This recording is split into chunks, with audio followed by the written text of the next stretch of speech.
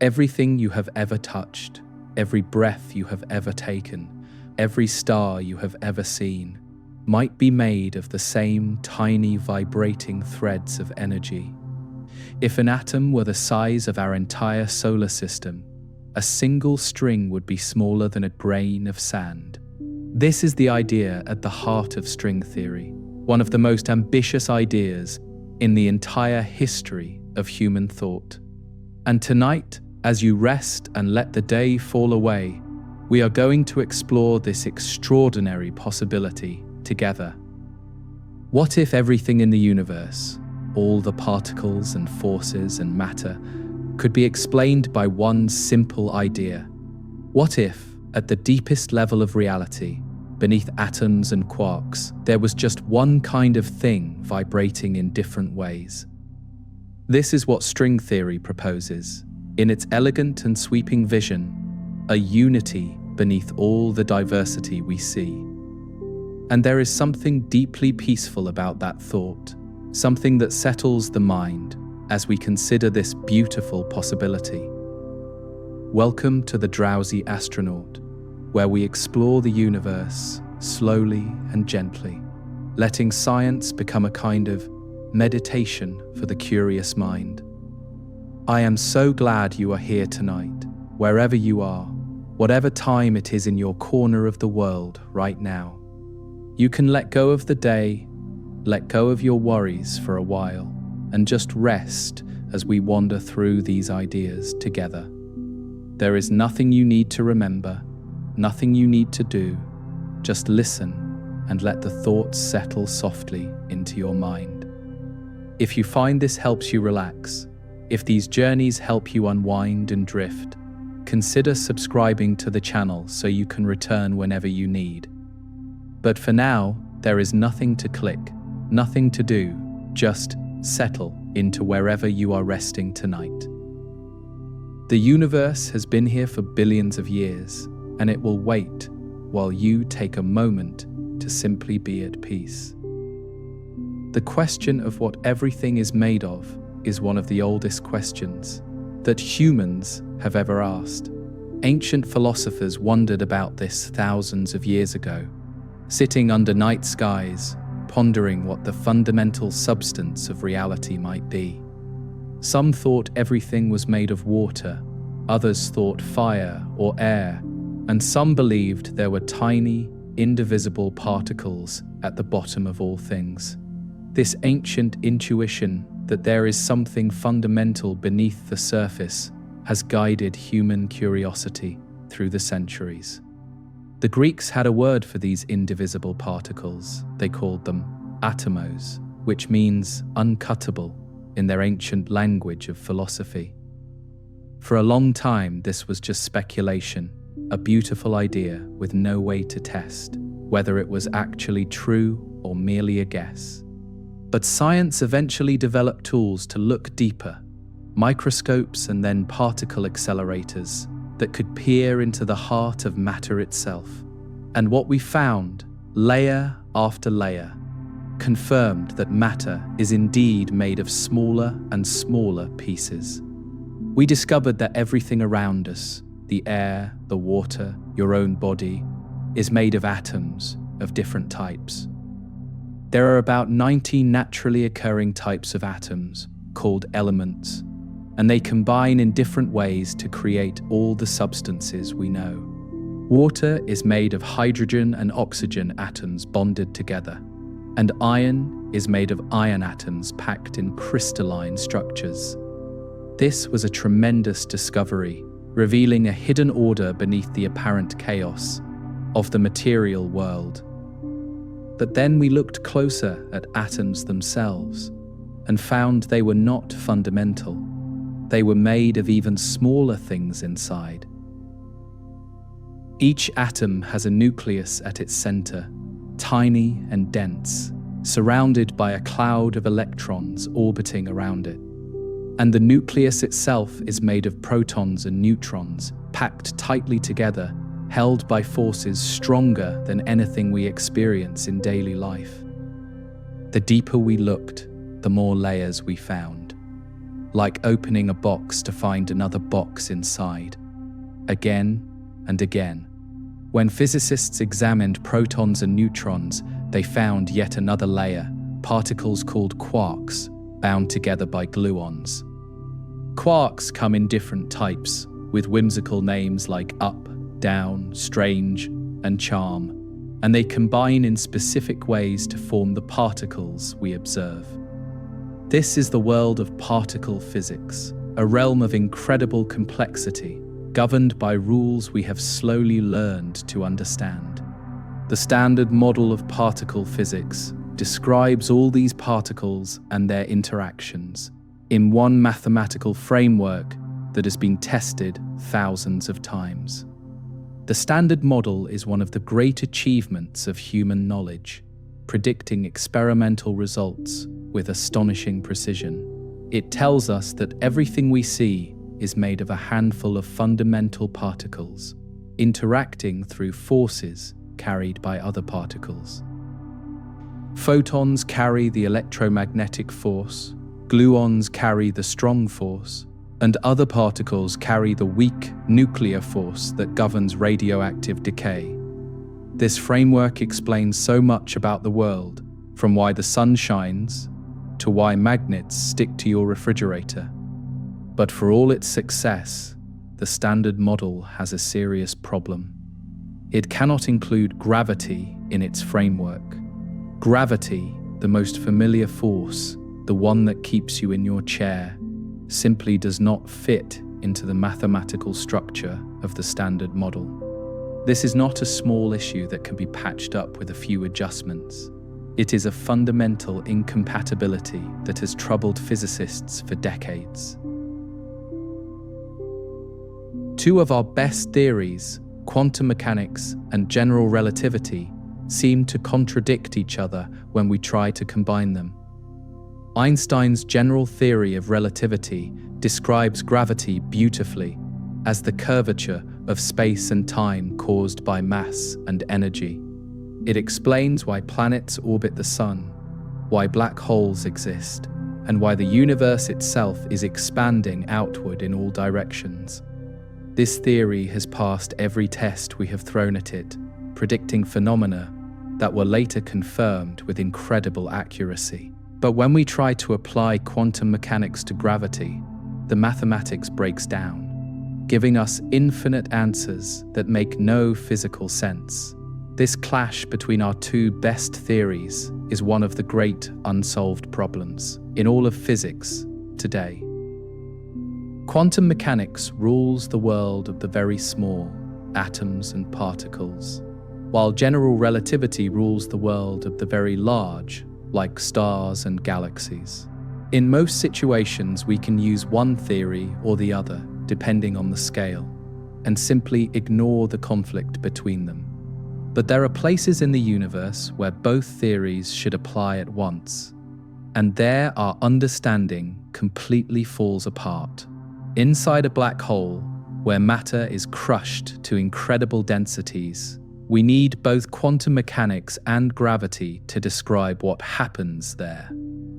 At the moment of the Big Bang, when the entire universe was smaller than an atom, we need a theory that combines the very small and the very large together. These are the places where our current physics fails us, where the equations give nonsense, and where we know something deeper must be going on. The search for this deeper theory has occupied the best minds in physics for nearly a century now. String theory emerged as a candidate for this deeper theory, offering a way to unite gravity with quantum mechanics. The idea is surprisingly simple when you first hear it, almost too simple, but it leads to consequences that are profound and far-reaching. What if the fundamental building blocks of nature are not point-like particles at all, but tiny one-dimensional strings that vibrate in different patterns? This small change, from points to strings, turns out to make all the difference in the mathematics. A point has no size, no extension, just a location in space. But a string has length, even if that length is unimaginably small.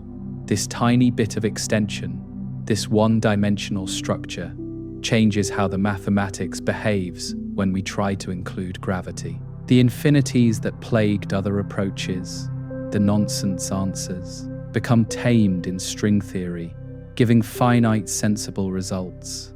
For the first time, physicists had a framework where gravity and quantum mechanics could coexist peacefully in the same mathematical structure.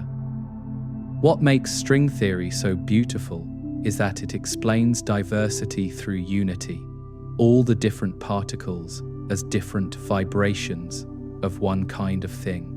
Just as a guitar string can vibrate at different frequencies to produce different notes, so these fundamental strings can vibrate in different patterns to produce different particles.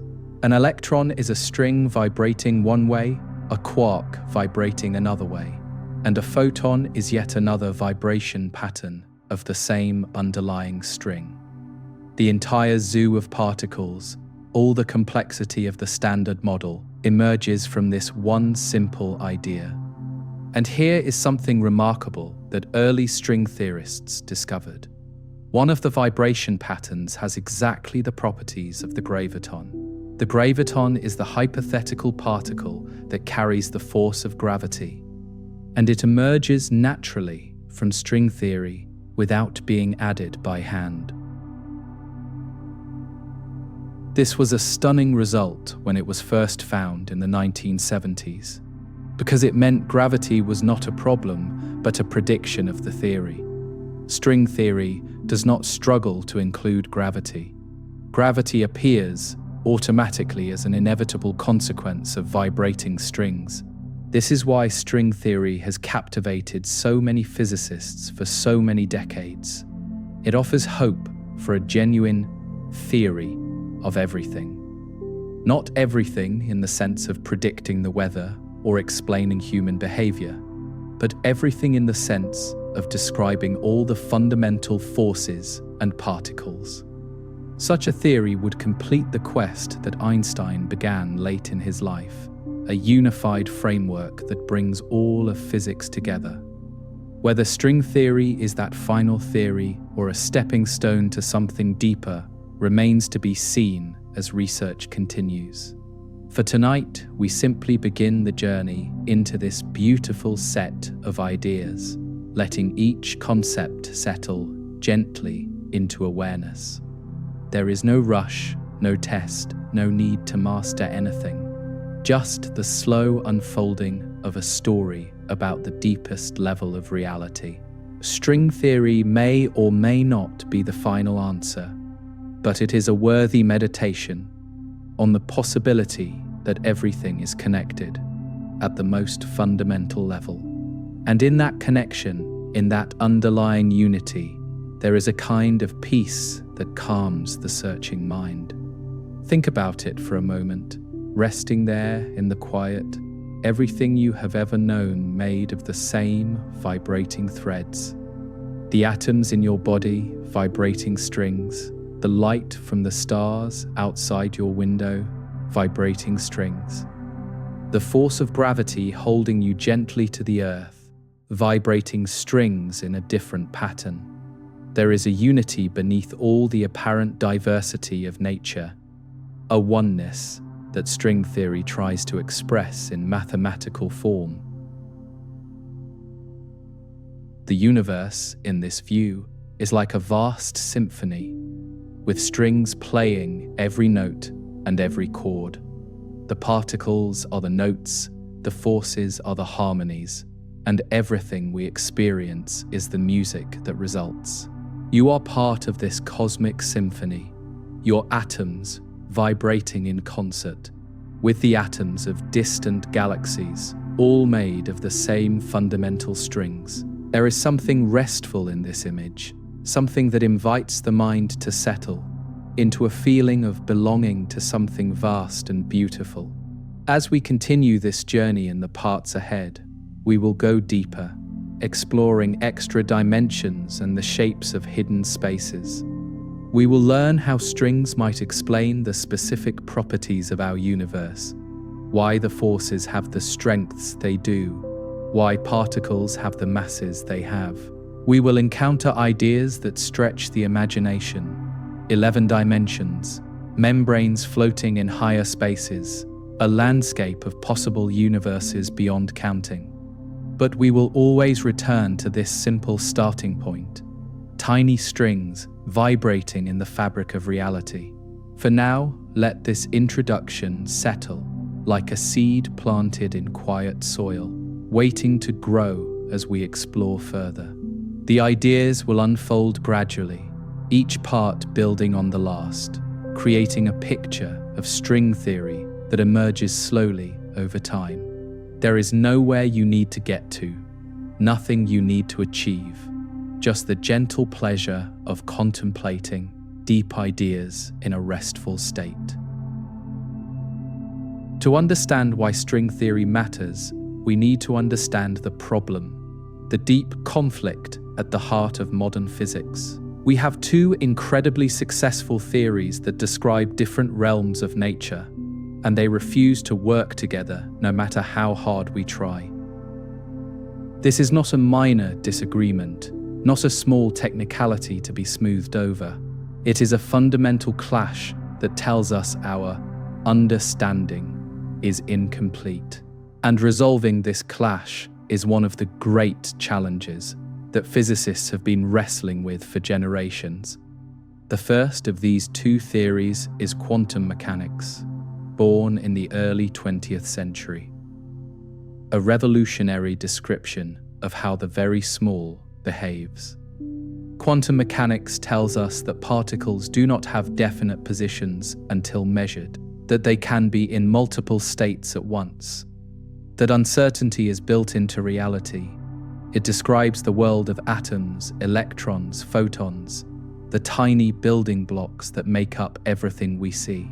And it has been tested countless times, always giving correct predictions to a precision that is almost beyond belief. The second theory is Einstein's general relativity, published in 1915, a radical reimagining of what gravity actually is. Newton thought gravity was a force pulling objects towards each other, but Einstein showed it is actually the curvature of space and time. Massive objects bend the fabric of space-time around them, and other objects follow this curvature, which we experience as gravitational attraction. This theory predicts black holes, gravitational waves, the expansion of the universe, all of which have been confirmed by observation.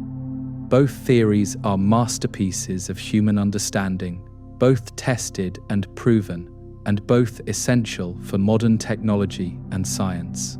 Quantum mechanics gives us semiconductors, lasers, the electronics in your devices, everything that relies on understanding how atoms and electrons behave at tiny scales. General relativity gives us GPS satellites, which must account for time dilation, and our understanding of the large-scale structure of the cosmos.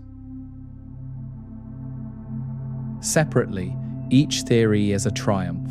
Together, they are a puzzle that physics has not yet solved. The problem arises when we try to apply quantum mechanics to gravity itself, when we try to describe gravity in quantum terms. In quantum mechanics, forces are carried by particles, little packets of energy, that travel between objects and mediate their interactions.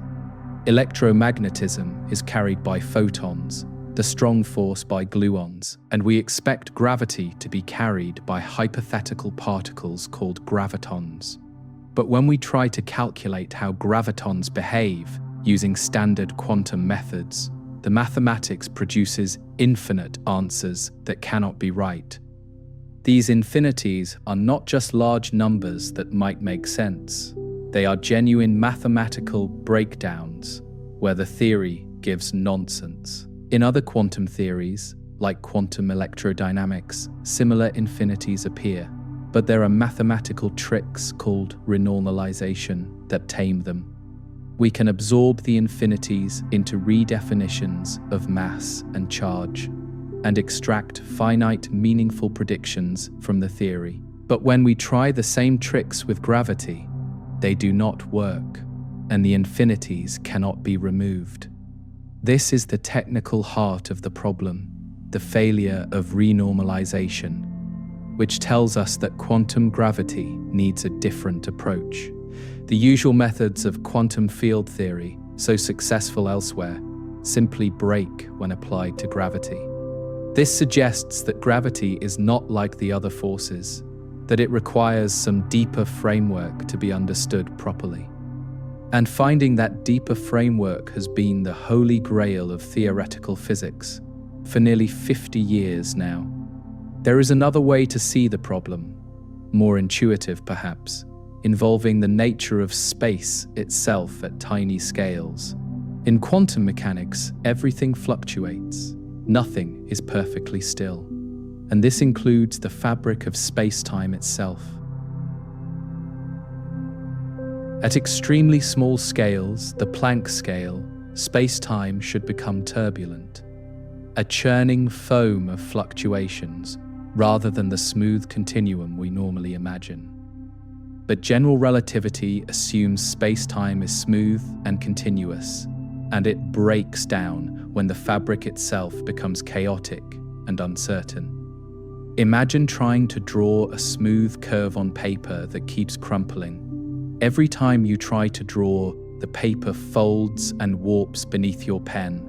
This is something like the problem physicists face, trying to describe gravity on scales where space-time itself is fluctuating violently. The very stage on which physics plays out, space and time, becomes uncertain and turbulent at the smallest distances. Our usual concepts of location, distance, even before and after, lose their meaning in this quantum foam of space-time.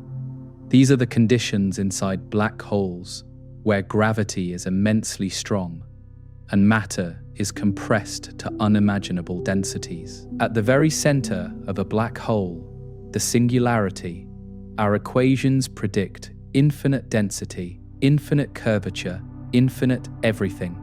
But nature does not do infinities. These are signs that our theory is failing, that we are using the wrong framework to describe what happens there. String theory offers hope for understanding these extreme environments, replacing singularities with something smooth and well-behaved. These conditions also existed at the Big Bang, the origin of everything, when the entire observable universe was compressed to a single point. To understand what happened at that first moment, how everything began, we need a theory that can handle both quantum mechanics and extreme gravity.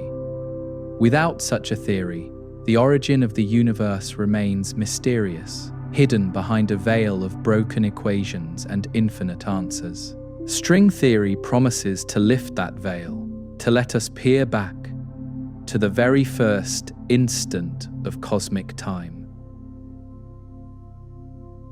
Beyond these extreme situations, there are deep conceptual issues, puzzles about the nature of space and time themselves. Is space-time fundamental, or does it emerge from something deeper, something more primitive that underlies the fabric of reality? How does the smooth geometry of general relativity arise from the chaotic quantum fluctuations at the smallest scales? These questions have puzzled physicists and philosophers alike, and string theory offers hints of answers, glimpses of a deeper truth. The clash between quantum mechanics and gravity is not just a technical annoyance. It points to something profound about the nature of reality. Either quantum mechanics needs modification, or gravity does, or both. Something has to give for them to fit together. This is why so many brilliant minds have devoted their careers to this problem. It is not just about fixing some equations. It is about understanding the universe at its deepest level. The stakes could not be higher for our fundamental picture of reality, and the rewards of success would be immense. Many approaches have been tried over the decades, many clever ideas, and several are still being actively pursued by different research groups. Loop quantum gravity tries to quantize space-time directly, making it granular, with space itself made of tiny, discrete pieces. Causal set theory proposes that space-time is fundamentally a network of points, connected by cause and effect relationships, rather than smooth geometry. Each approach has its insights, its successes, and its challenges, and none has yet achieved the complete unification that physics seeks. String theory is perhaps the most developed of these approaches, with decades of mathematical exploration and thousands of researchers contributing. It emerged somewhat by accident in the late 1960s, originally as an attempt to understand the strong nuclear force, not gravity. But when physicists realized it naturally contained gravity, described by the graviton vibration, string theory transformed into a candidate theory of everything. Since then, it has grown into an enormous edifice of mathematics and physics, revealing unexpected connections between different areas of knowledge. What makes string theory special is not that it is proven correct, but that it is mathematically consistent in ways that other approaches struggle to achieve. It gives finite answers where other approaches give infinities. It naturally includes gravity alongside the other forces of nature. It requires extra dimensions which might seem like a problem, but even this turns out to have beautiful consequences for physics. Whether or not it describes our actual universe, string theory has taught us deep lessons about what a unified theory might look like. The dream of unification goes back long before string theory, to Einstein and even earlier thinkers seeking simple underlying principles. Einstein spent the last 30 years of his life searching for a unified field theory, trying to combine electromagnetism and gravity into one framework without success. He did not have the tools we have today. He did not know about quarks and gluons, and the mathematics he needed had not yet been developed. But his dream lived on, inspiring generations of physicists who continued the search with new methods and new ideas. The history of physics is full of unifications, simpler theories explaining diverse phenomena, and each unification has deepened our understanding enormously. Newton unified the falling apple with the orbiting moon, showing that the same gravity governs both terrestrial and celestial motion. Maxwell unified electricity and magnetism into electromagnetism, revealing that light itself is an electromagnetic wave. Each time we found that seemingly different things are aspects of one thing, our picture of reality became simpler and more beautiful. String theory continues this grand tradition of unification, promising to show that all particles and forces are aspects of vibrating strings. If it succeeds, it would be the greatest unification in the history of physics, revealing that everything is made of the same fundamental stuff. This is why so many physicists find string theory compelling despite its challenges. It offers the hope of completing the quest that began with ancient philosophers. The question of what everything is made of might finally have a definitive answer. But we should hold this hope gently, not grasping too tightly, because science is always provisional and open to revision. String theory might be the final answer, or it might be superseded by something better, and either outcome is acceptable. Either way, we learn something valuable. The journey itself has already taught us much about physics and mathematics, revealing connections we never would have suspected otherwise. And tonight, as you rest with these ideas, it is the journey that matters, not the destination we may never fully reach. As you let these ideas settle, notice how vast the challenge is, and how remarkable that humans have made any progress at all. We are tiny creatures on a small planet orbiting an ordinary star, and yet we reach toward understanding the deepest structure of reality. This is what makes physics so extraordinary, so humbling and inspiring, that minds made of atoms can understand the rules those atoms follow. There is something almost miraculous about this, something that invites wonder as we contemplate the mystery of comprehending the universe.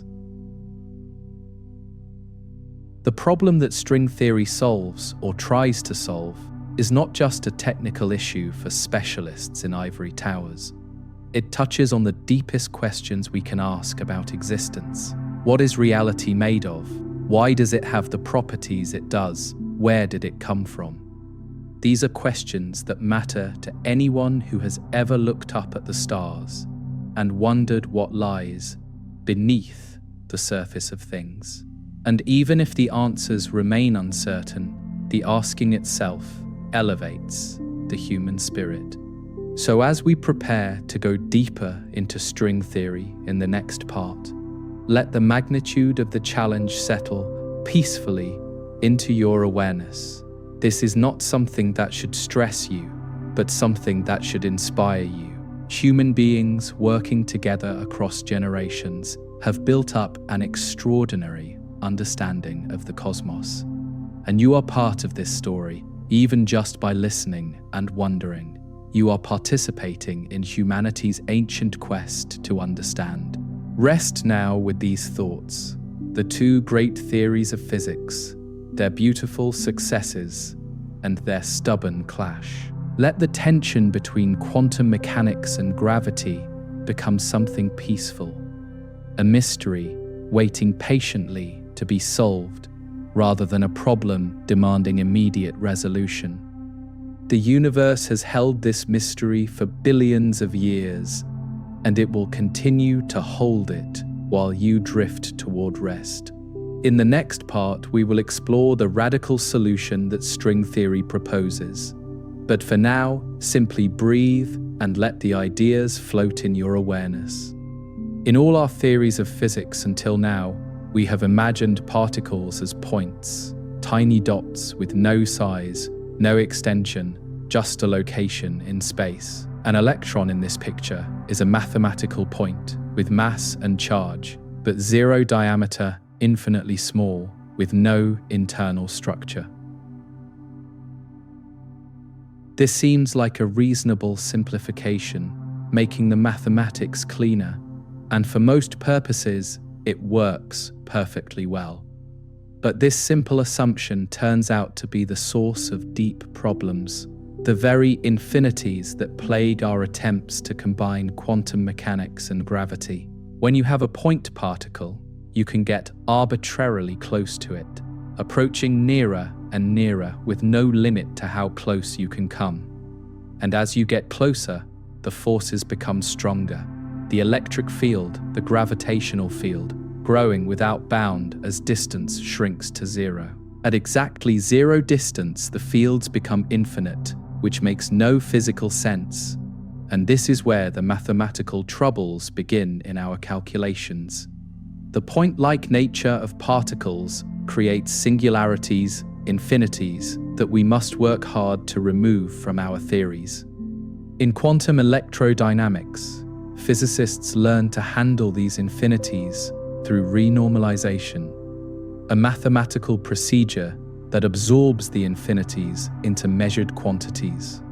We measure the actual mass and charge of the electron, which already include the infinite effects, and then the remaining calculations give finite, sensible answers.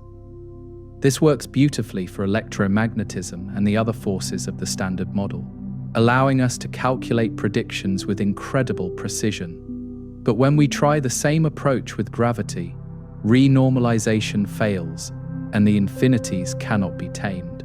This failure suggests that point particles might be the wrong starting assumption, that at some deeper level, particles have structure we have been ignoring.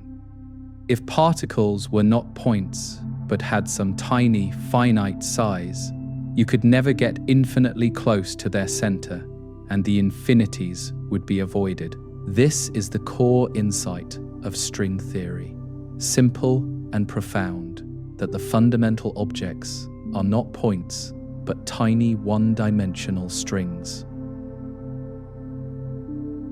By giving particles even the smallest bit of extension, the mathematical problems that plagued quantum gravity dissolve away. Imagine replacing every point in your picture of particles with a tiny loop, a circle so small that it looks like a point until you zoom in close enough.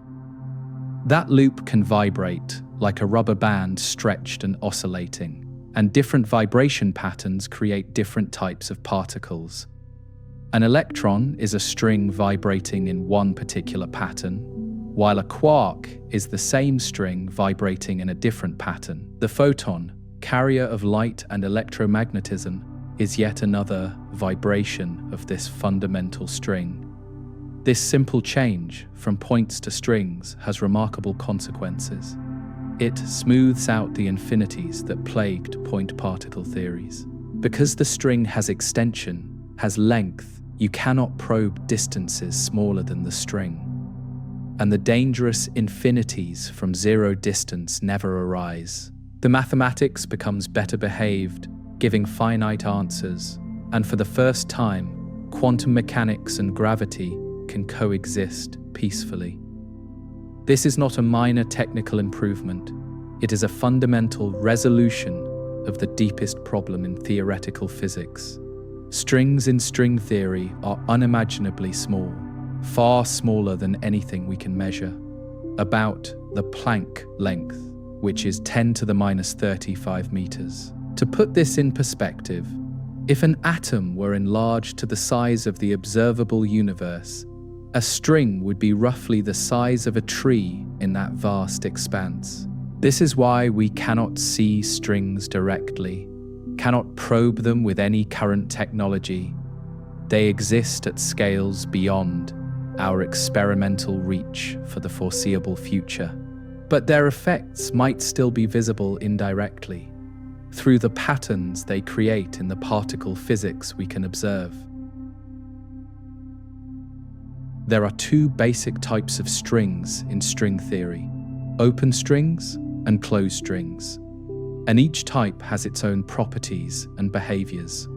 Open strings have two endpoints that are free, like a strand of spaghetti, and they can vibrate in patterns that correspond to certain particles. Closed strings form complete loops with no endpoints, like rubber bands, and their vibration patterns correspond to different particles. The most important closed string vibration turns out to be the graviton, which is why closed strings are essential for including gravity in the theory. The idea that particles are different vibrations of the same fundamental object is deeply elegant and unifying. In the Standard Model, we have many different types of fundamental particles: electrons, quarks, photons, gluons, neutrinos, and more filling up the particle zoo. Each one seems like a separate entity, with its own properties and behaviors, and we have no explanation for why there are so many types. But in string theory, all these particles are revealed as different notes on the same instrument played by nature. Think of a violin string, which can vibrate in different ways, producing different notes depending on the frequency and pattern of vibration. The fundamental frequency produces one note, the first harmonic another, the second harmonic yet another, each vibration pattern creating a distinct sound. String theory proposes that fundamental strings work the same way, with each vibration pattern producing a distinct particle with specific properties. The universe is like a cosmic symphony, with strings playing all the notes that make up reality. The different properties of particles, their mass, their charge, their spin, all emerge from the details of how the string is vibrating. A string vibrating more energetically has more energy, which means more mass, according to Einstein's famous equation relating mass and energy. A string vibrating in a pattern with more angular momentum produces a particle with higher spin. Even the electric charge, the color charge of quarks, can emerge from the geometry of how the string moves and twists. This is a remarkable unification, one kind of thing explaining everything, and it represents a dramatic simplification of our fundamental physics. Instead of dozens of fundamental particles as separate entries in a catalog, we have one kind of string expressing itself in countless different ways. The diversity of nature, all the different particles we have discovered, emerges from the unity of the vibrating string. It is as if we discovered that all the animals in a zoo were actually one shape-shifting creature appearing in different forms. The mathematics of vibrating strings is beautiful and rich, connecting to many areas of pure mathematics in unexpected ways. String theorists have discovered connections to geometry, topology, number theory, branches of mathematics that seem far removed from physics. These connections have been fruitful in both directions, physics inspiring mathematics, and mathematics providing the tools that physics needs to progress. String theory has become a meeting point where the beauty of mathematics and the reality of physics intertwine deeply. The equations that describe string vibrations have special properties, requirements that constrain what kinds of theories are mathematically consistent. These constraints turn out to be very restrictive, ruling out most possibilities and pointing towards specific theories with specific properties. Remarkably, when physicists worked out what these constraints require, they found that one of the vibration modes must have the properties of a graviton. Gravity is not added to string theory by hand. It emerges inevitably from the mathematics of consistent string vibrations. This automatic inclusion of gravity is one of the strongest arguments for string theory. It suggests that the theory is on the right track toward unification. In other approaches, gravity must be added as a separate ingredient, fitted in alongside other forces. But in string theory, it arises naturally from the same principles that give all the other particles. This is the kind of unification physicists dream of, where seemingly different phenomena are revealed as aspects of one deeper principle. String theory achieves this in a way that still feels almost magical, despite decades of familiarity with the idea. But string theory also makes predictions that initially seemed like problems, requirements that might rule the theory out or reveal it as merely mathematics. The most famous of these is the requirement of extra dimensions, more than the four we experience, and we will explore this strange prediction in detail in a later part. For now, just note that what seemed like bugs turned out to be features, extra dimensions providing explanations for properties of our universe that otherwise seem arbitrary. The theory constrains itself strongly, and the constraints have turned out to be remarkably consistent with reality. There is something peaceful about this picture, all the complexity emerging from simplicity, one kind of thing at the heart of everything. The universe is not an arbitrary collection of particles, forces, and laws, thrown together randomly with no underlying reason. Instead, there is a deep unity beneath the surface, a harmony expressed in the vibrations of tiny strings throughout all of space-time. Whether or not this picture is ultimately correct, it points toward a kind of order that the mind finds restful. As you rest with these ideas, imagine the strings at the heart of matter, vibrating, too small to see, too subtle to detect directly.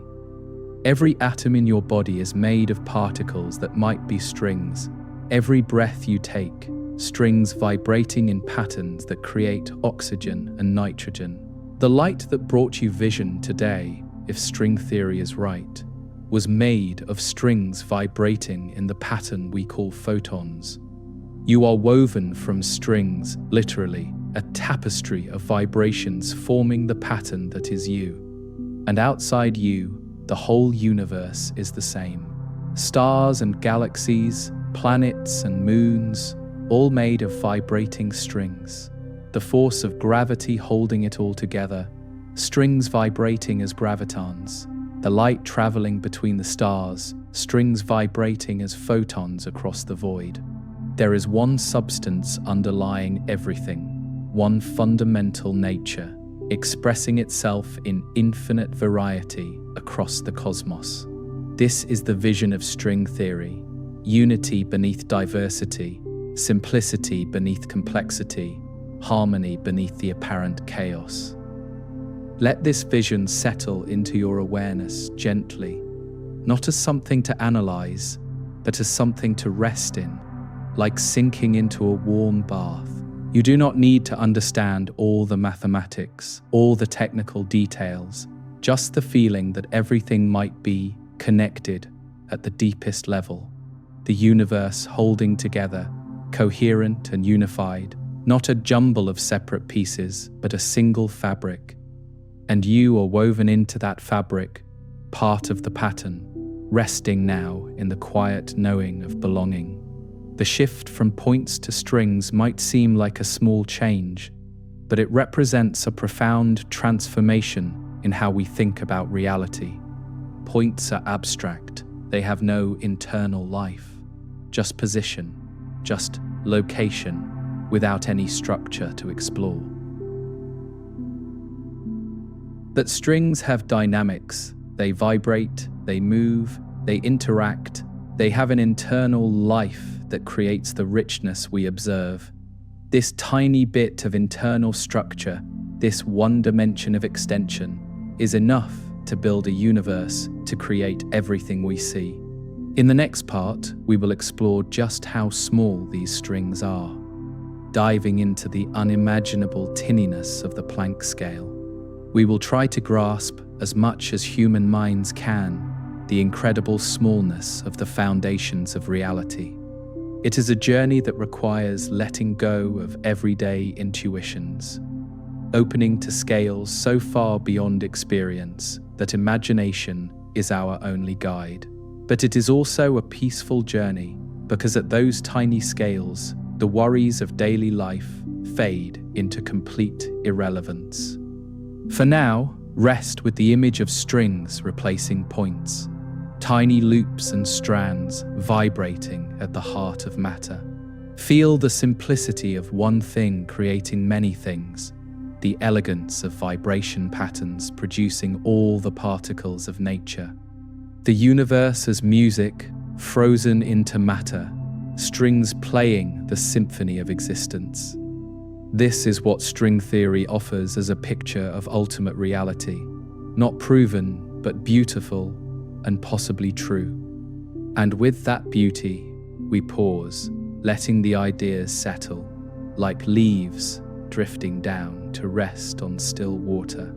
There is no rush, no urgency, no need to grasp, just the slow absorption of these thoughts into peaceful awareness. The strings will still be there when you return, vibrating eternally at the foundation of all things. But for now, just breathe, just rest, and let the vibrations quiet into stillness. To truly appreciate string theory, we need to journey into scales so small that the word small itself loses all ordinary meaning. We are used to thinking about small things, grains of sand, dust particles, even bacteria and viruses that we need microscopes to see. But the strings of string theory are so much smaller than these that our everyday concept of smallness simply cannot stretch far enough. Tonight we are going to try anyway, letting our imagination reach toward the unimaginably tiny foundations of reality. The scale at which strings exist is called the Planck length, named after Max Planck, one of the founders of quantum mechanics. The Planck length is approximately 10 to the minus 35 meters, a decimal point followed by 34 zeros and then a 1. This number is so small that there is really no way to picture it directly, but we can try to approach it through comparisons and analogies. Each comparison will take us deeper into smallness, letting us feel just how tiny the Planck scale truly is. Let us start with something you can see, a grain of sand about 0.5 millimeter across, visible to the naked eye. A grain of sand is already pretty small, easily lost, and containing billions of atoms packed together in crystal structure. Now imagine shrinking down, entering that grain of sand, zooming in to see the individual atoms that compose it. Each silicon and oxygen atom is about 1/10,000,000,000th of a meter, roughly 10 to the minus 10 meters, already invisible to any ordinary light. If we compare an atom to the Planck length, the atom is larger by a factor of about 10 to the 25 times. That ratio is so enormous that we need another comparison to grasp it. So let us think about something on a more human scale. 10 to the 25 is roughly the ratio between a grain of sand and the entire observable universe, about 90 billion light years across. So if the Planck length were a grain of sand, an atom would be the size of the entire cosmos we can see. This comparison is worth sitting with for a moment, letting its strangeness settle into your awareness. The strings of string theory, if they exist, are as much smaller than atoms as atoms are smaller than the visible universe. We have built microscopes that can see atoms, electron microscopes, and scanning probes, but we cannot build microscopes that magnify by the same factor again. The Planck scale is as far below atoms as the cosmos is above grains of sand. It is buried beneath layers and layers of scale, effectively hidden from any direct observation we might ever achieve. Let us try another comparison to feel this smallness differently, starting from the human scale and zooming down step by step. You are roughly 2 meters tall, a comfortable human size, large enough to see, to walk around, to interact with the everyday world. Now imagine shrinking by a factor of 1,000 to about 2 millimeters, the size of an ant or a small grain of rice. Shrink by another factor of 1,000 to 2 micrometers, the size of a bacterium swimming in a drop of water. Shrink by another factor of 1,000 to 2 nanometers, smaller than most viruses and approaching the size of large molecules. Another factor of 1,000 brings you to 2 picometers, smaller than an atom, and into the realm of subatomic physics. But we are still incredibly far from the Planck length. We have shrunk by a factor of only 10 to the 15. To reach the Planck length, we need to shrink by another factor of 10 to the 20 more, an almost incomprehensible further reduction. If each factor of 1,000 took us through a distinct world, bacteria, molecules, atoms, nuclei, we would need to pass through another 7 such worlds to reach strings. Each of these worlds would be 1,000 times smaller than the last, each one further from ordinary experience than the one before. We have explored only the first few of these worlds with our instruments, and the deeper layers remain mysterious, possibly forever beyond our reach. This is the realm where strings would live, if string theory is true, a realm of almost unthinkable smallness. The Planck length is not just an arbitrary small number chosen for convenience. It emerges naturally from the fundamental constants of physics. There are three basic constants that set the scales of quantum mechanics: gravity and relativity, Planck's constant, Newton's gravitational constant, and the speed of light.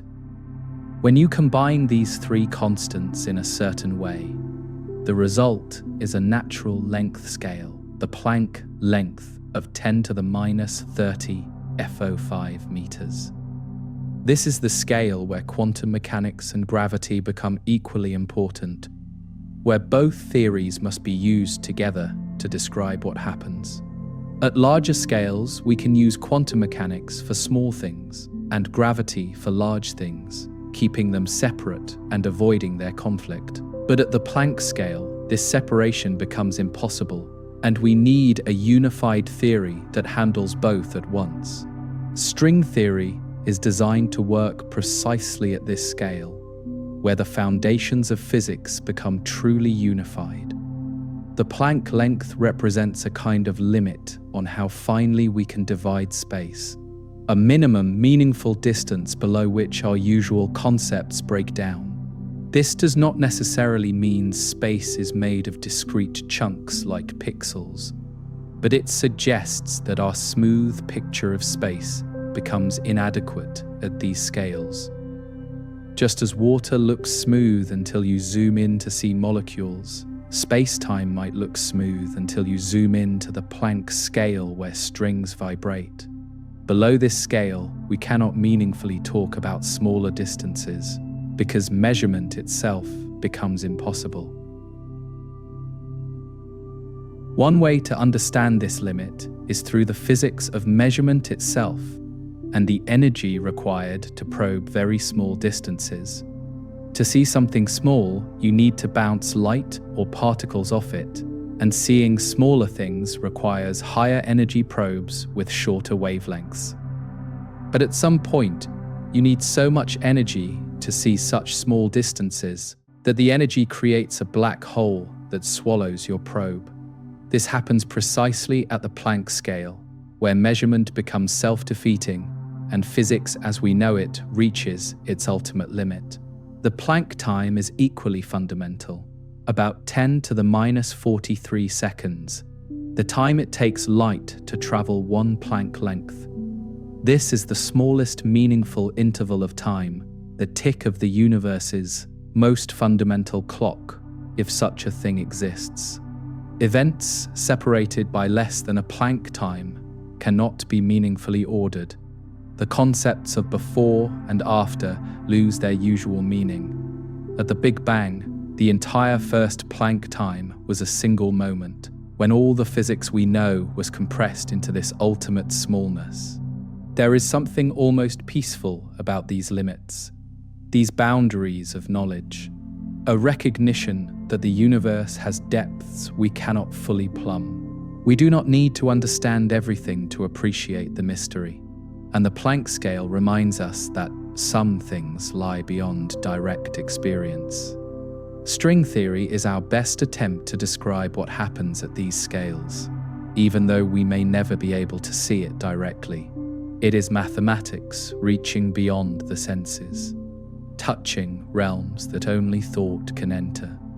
The strings themselves are thought to be roughly the Planck length in size, though the exact size depends on details of the theory. In some versions of string theory, strings might be somewhat larger, perhaps accessible to future experiments if we are very fortunate. But in most versions, strings are firmly at the Planck scale, hidden beneath layer upon layer of size that separates us from them.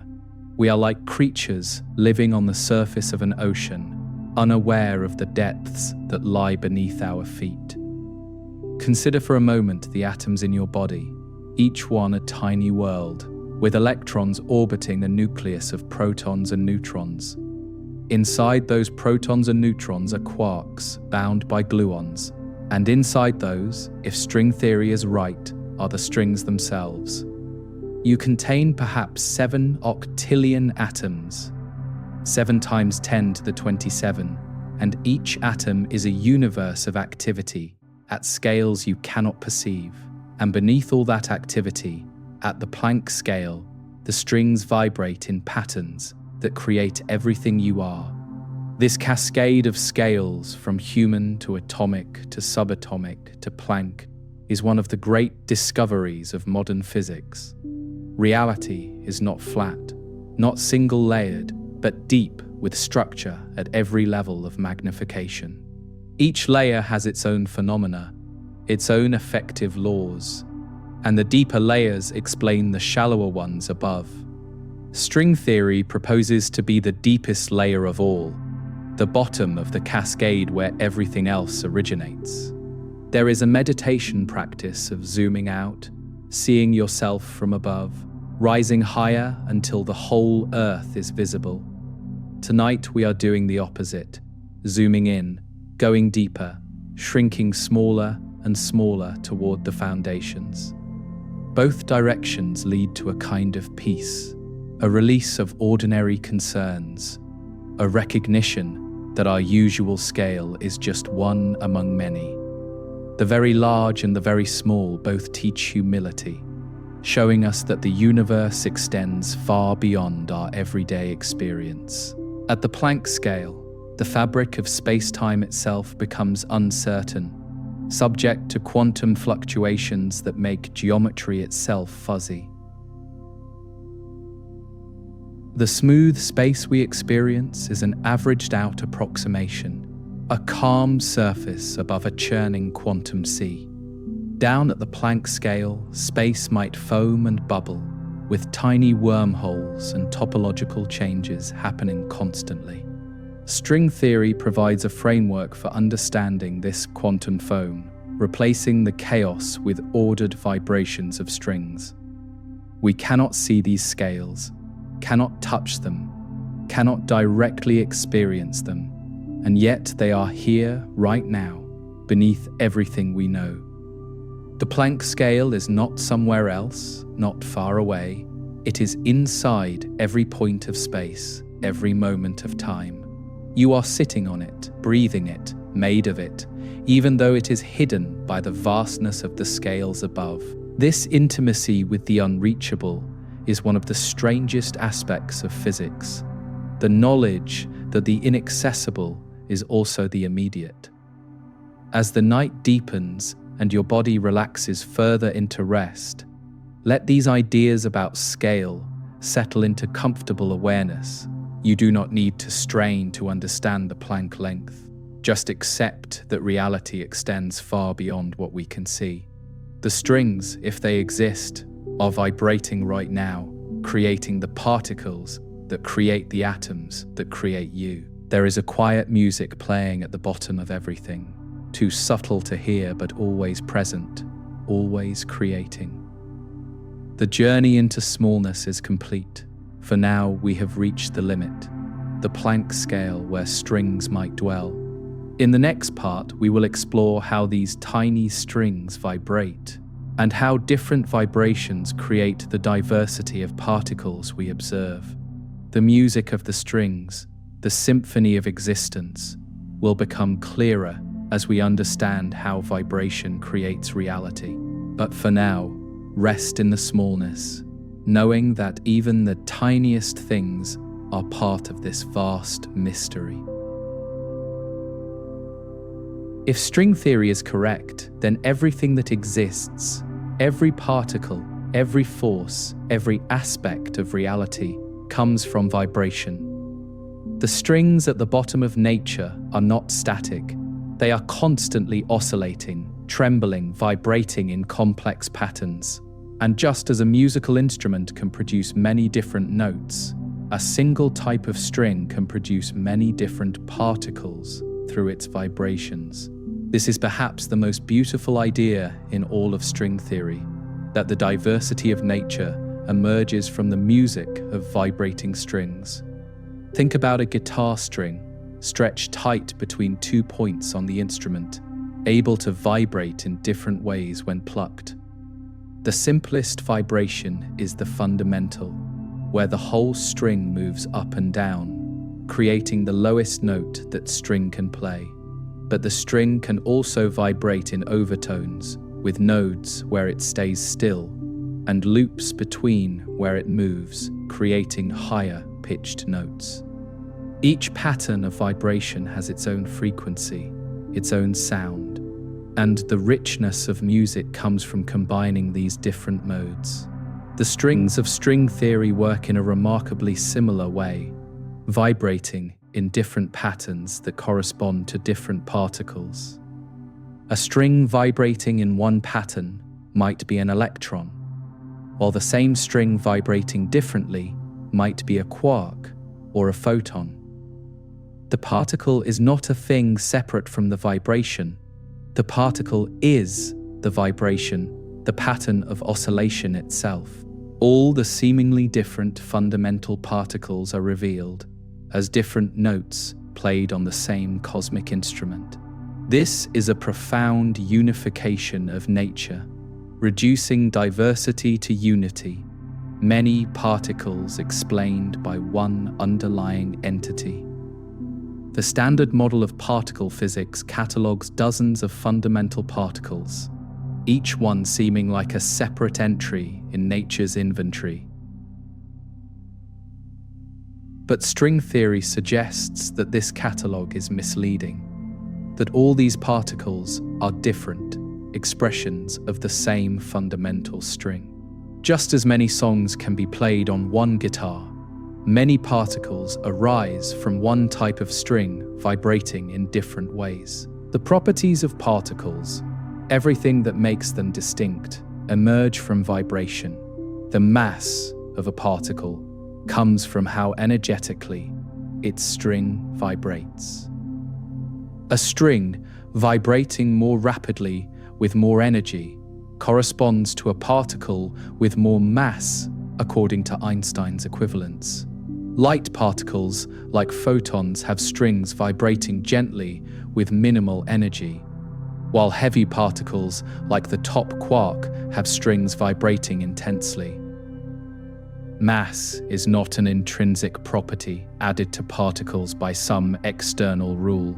It emerges naturally from the dynamics of the vibrating string.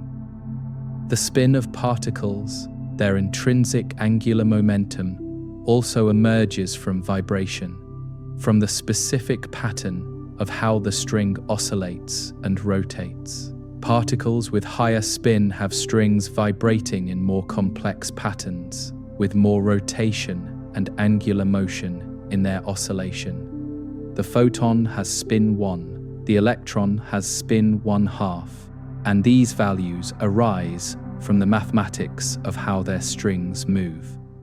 Even the graviton, the hypothetical carrier of gravity, has spin 2, and this too emerges from a particular pattern of string vibration. Electric charge, that fundamental property distinguishing electrons from protons, can also be traced back to string vibration in subtle ways. The way strings are oriented, the directions in which they vibrate, determines the charges that the corresponding particles carry. In some string theories, the geometry of extra dimensions plays a role, with charge arising from how strings wrap around hidden spaces. The details are technical, but the principle is beautiful.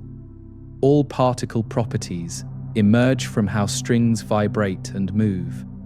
The electron, so familiar from chemistry and electricity, is revealed as one particular vibration pattern of the fundamental string. Every electron in the universe vibrates in exactly the same pattern, which is why all electrons are identical to each other everywhere. This solves a mystery that puzzled physicists before string theory. Why are all electrons exactly the same, indistinguishable in every way? The answer is that they are all the same vibration, like identical notes played on identical strings throughout the cosmos. Quarks, the building blocks of protons and neutrons, are different vibrations, oscillating in patterns distinct from the electron's pattern. There are 6 types of quarks with whimsical names like up, down, strange, charm, bottom, and top, and each corresponds to a different mode of string vibration. These quarks combine in threes to form the protons and neutrons in atomic nuclei, the strings inside them vibrating together in complex harmonies. Your body contains countless quarks, and thus countless vibrating strings, all playing their particular notes in the symphony of your existence. The photon, carrier of light and electromagnetism, is yet another vibration, a closed string oscillating in a very specific pattern. When you see anything, photons enter your eyes and stimulate your retina, and those photons are string vibrations traveling through space. The light from distant stars, the glow of your phone or lamp, all of it consists of strings vibrating in the pattern we call photon. Light is literally music made visible, the vibrations of strings expressing themselves as the phenomena we call illumination. And here is something remarkable that emerged from the mathematics of string theory. One of the vibration patterns has exactly the properties required of a graviton. The graviton is the hypothetical particle that carries the force of gravity, and it must have spin too, be massless, and interact very weakly. When physicists analyzed closed string vibrations, they found this pattern inevitably a necessary consequence of the mathematics, not something added by hand. Gravity is not optional in string theory. It emerges automatically from the vibrations of closed strings. This automatic emergence of gravity is one of the most celebrated features of string theory, a sign that the theory might be on the right track. In other approaches to physics, gravity must be included as a separate ingredient, added to the theory alongside the other forces in an ad hoc way. But string theory does not allow you to leave gravity out. It appears, whether you want it or not, a necessary vibration of closed strings. This suggests that string theory touches something deep about reality, that its mathematical structure captures truths about how nature works. The universe in this picture is a vast symphony of vibrating strings, each particle a note, each force a harmony, all playing together. The atoms in your body are chords of multiple notes, electrons and quarks and gluons, all vibrating in coordinated patterns. The forces between atoms are the interactions of these vibrations, strings influencing each other, exchanging vibrations, creating the bonds of chemistry, and gravity, holding everything together from planets to galaxies, is the gentlest vibration of closed strings permeating all of space. There is something deeply musical about this picture of reality, something that connects physics to art in an unexpected way. The ancient Greeks believed that mathematics and music were closely related, that the harmony of the spheres reflected mathematical order in the cosmos. String theory suggests they were more right than they knew, that the universe literally is music at its deepest level. The vibrations are not metaphorical, they are the actual mechanism by which everything that exists comes into being. Musicians speak of how a note can be held, can grow, can fade, how vibrations create emotion and meaning through their patterns. Perhaps something similar happens at the fundamental level, where string vibrations create not just particles, but the very fabric of existence. The difference between matter and energy, between force and substance, all dissolve in this picture into different modes of the same vibrating string. Everything is unified at the bottom, different expressions of one underlying reality that trembles and sings. As you rest now, growing more relaxed with each passing moment, imagine yourself as a symphony of vibrating strings. The atoms in your body, all made of these tiny vibrations, creating the pattern that is you through their coordinated oscillation. You are music made solid, vibrations made into a person, a temporary pattern in the eternal song of the cosmos. This is not a diminishment, but an elevation. You are connected to everything through the common music of strings. The distinction between you and the rest of the universe becomes softer when you realize that the same strings compose everything that exists.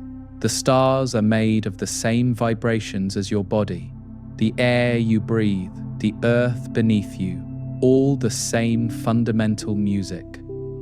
There is no separation at the deepest level, only variations on a single theme, different expressions of one cosmic song.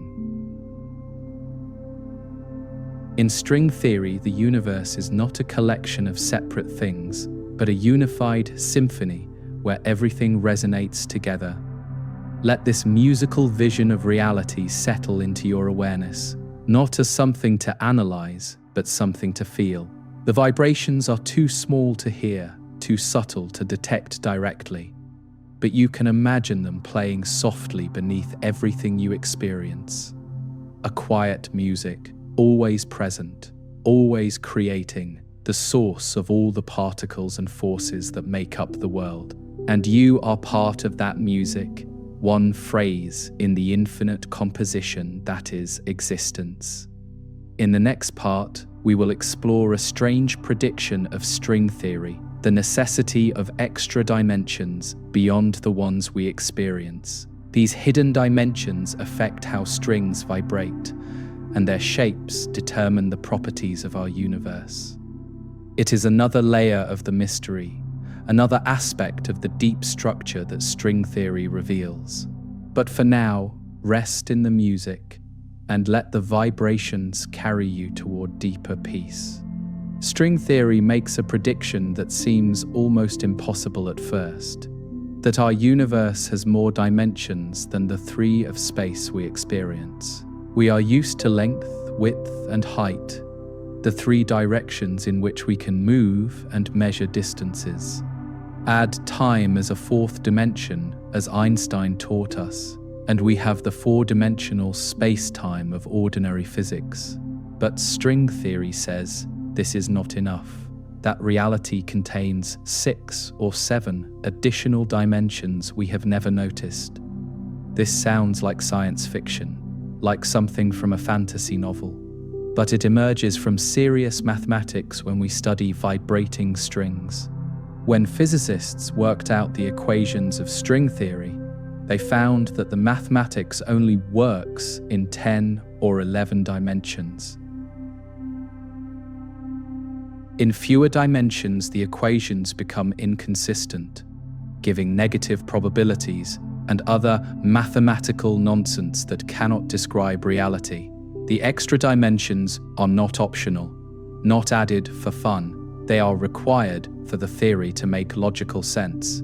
Why would the mathematics require extra dimensions for consistency?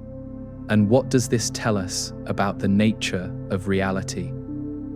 The answer lies in the behavior of vibrating strings, how they oscillate and interact in ways that depend on the geometry of space. In a few dimensions, there are not enough directions for strings to vibrate, and the vibrations interfere with each other in ways that create contradictions.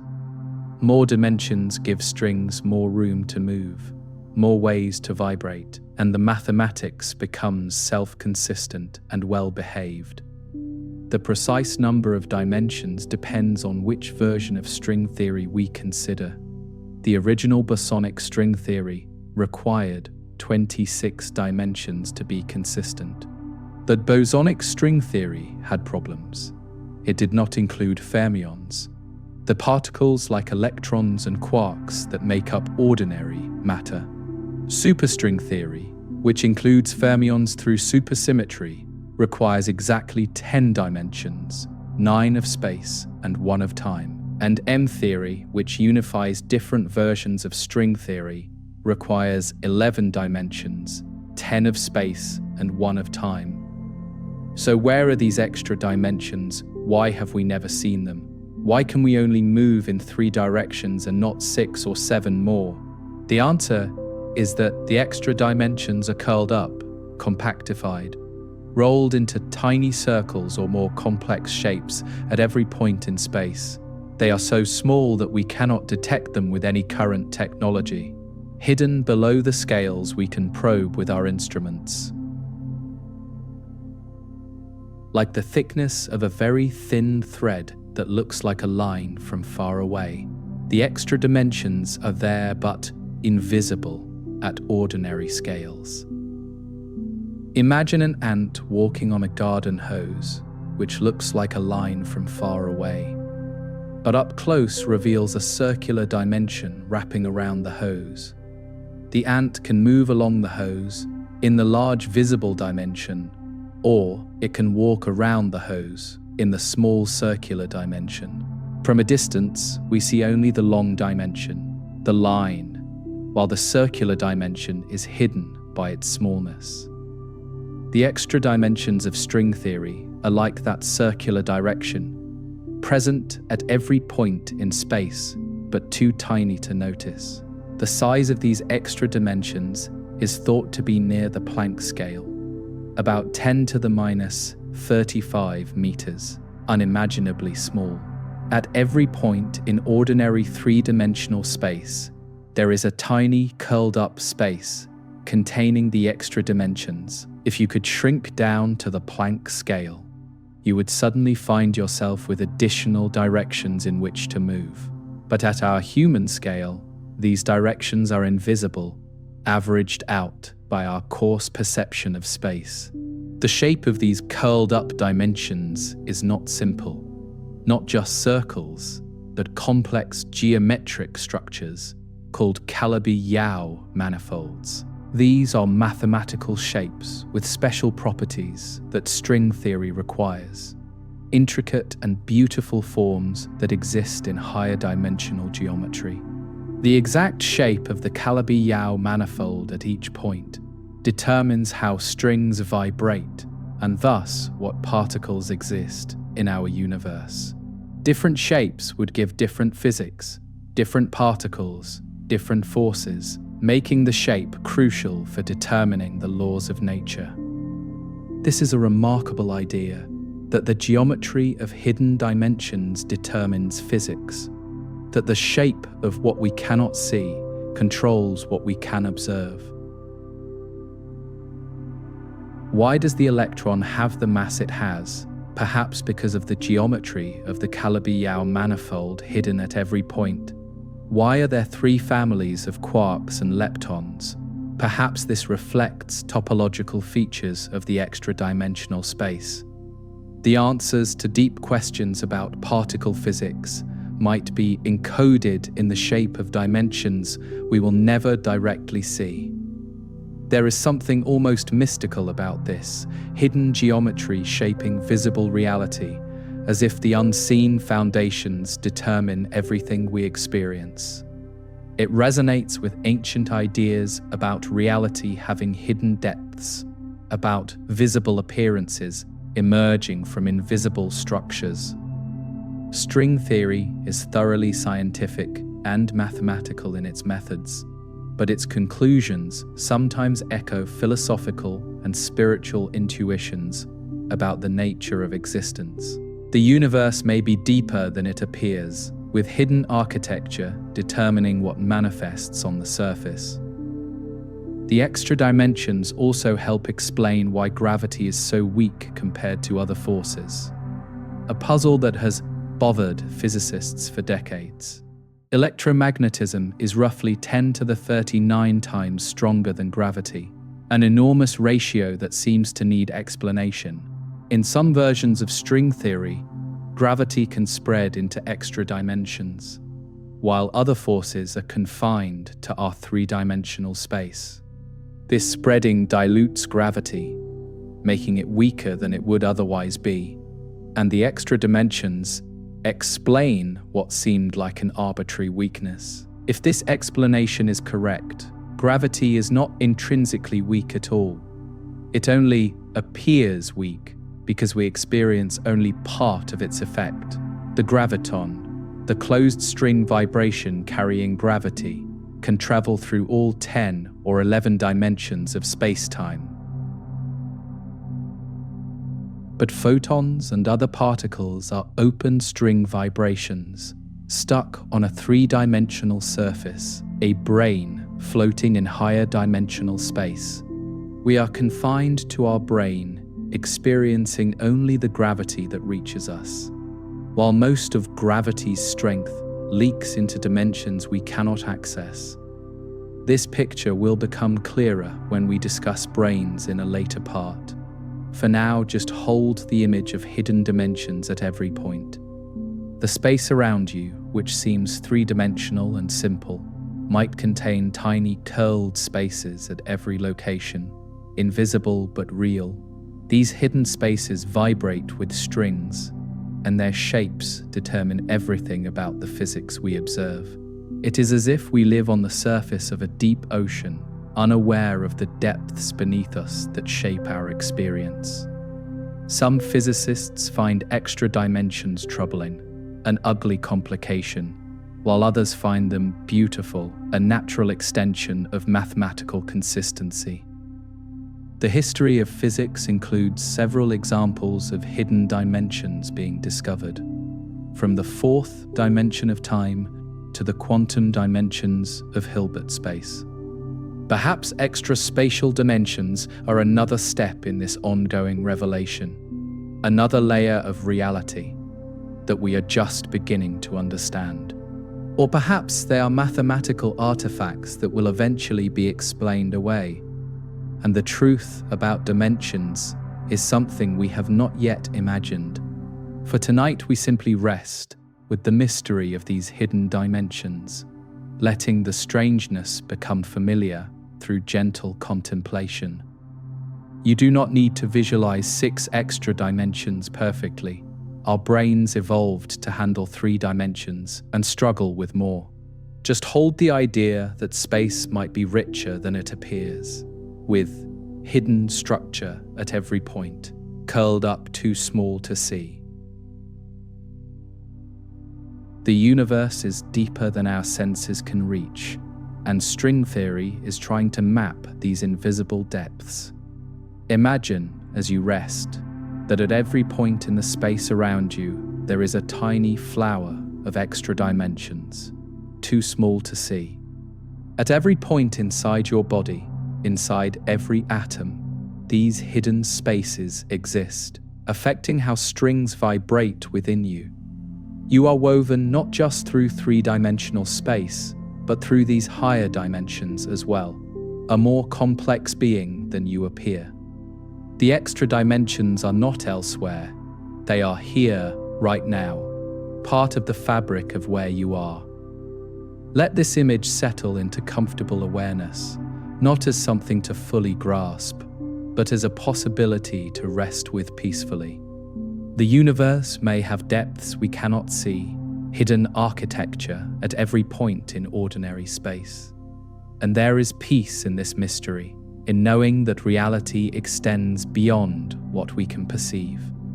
We are held by structures we will never fully understand, supported by the invisible geometry of existence.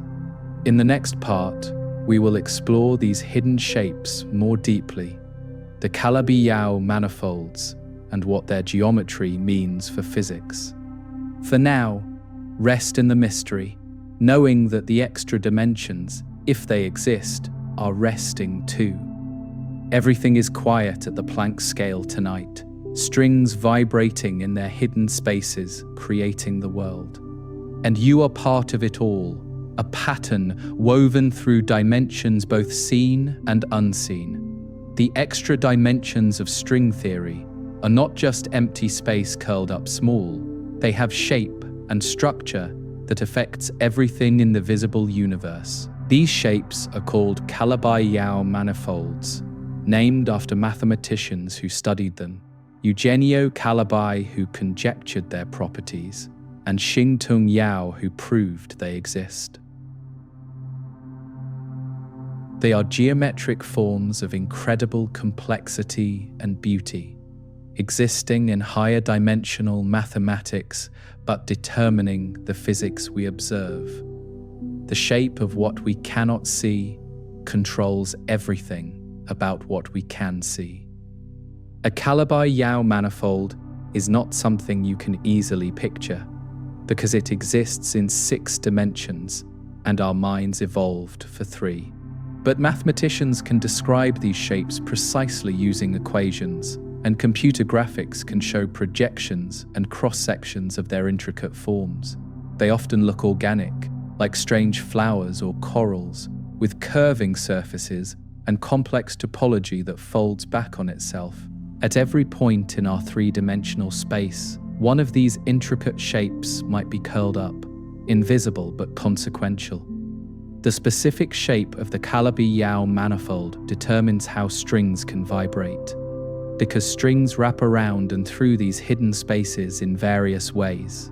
Different shapes allow different vibration modes, like how different shaped rooms have different acoustic properties for sound. A string wrapping around a particular loop in the Calabi-Yau vibrates differently than one wrapping around a different loop. These different vibrations correspond to different particles, so the geometry of hidden dimensions literally determines what particles exist. This is why the shape of extra dimensions matters so much to physics. It could explain why we have exactly the particles we observe. Why are there 3 generations of quarks and leptons? Perhaps because the Calabi-Yau has 3 holes of a particular type. Why does the electron have the mass it has? Perhaps this reflects the size of some loop in the hidden geometry. The deep questions of particle physics might have geometric answers written in dimensions we cannot see. The number of possible Calabi-Yau shapes is staggeringly large, estimated at perhaps 10 to the 500 different configurations. Each configuration would give a different universe with different physics, different particles, different forces, different constants of nature. This vast space of possibilities is called the string landscape, a terrain of different universes mapped by their Calabi-Yau shapes. Our universe corresponds to one particular shape picked out somehow from this enormous landscape of alternatives. This landscape creates both opportunity and challenge for string theory.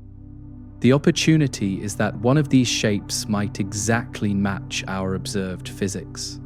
The challenge is that with so many possibilities, it is hard to predict which specific shape our universe has. Critics argue this makes string theory unfalsifiable, because whatever we observe, some shape in the landscape will match it. Supporters counter that the landscape is a prediction, not an assumption, and might be testable through other means we will discuss later. Some physicists have proposed that all these different shapes actually exist in different regions of a vast multiverse of parallel universes. Each bubble universe has its own Calabi-Yau shape, its own physics arising from its particular geometry.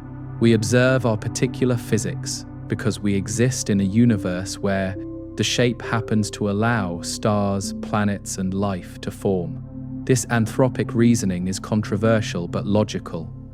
We must find ourselves in a habitable universe, regardless of how many others exist.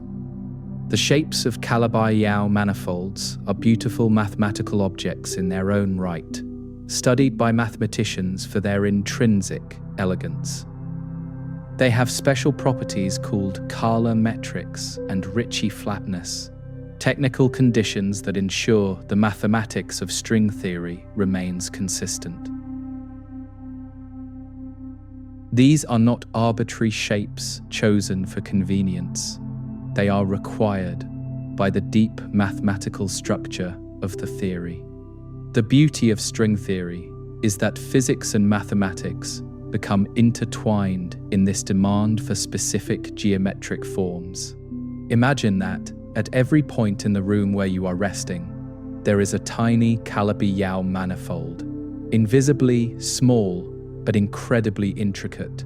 Its surfaces curve and fold in 6 dimensions, with holes and handles and loops that affect the strings vibrating through it.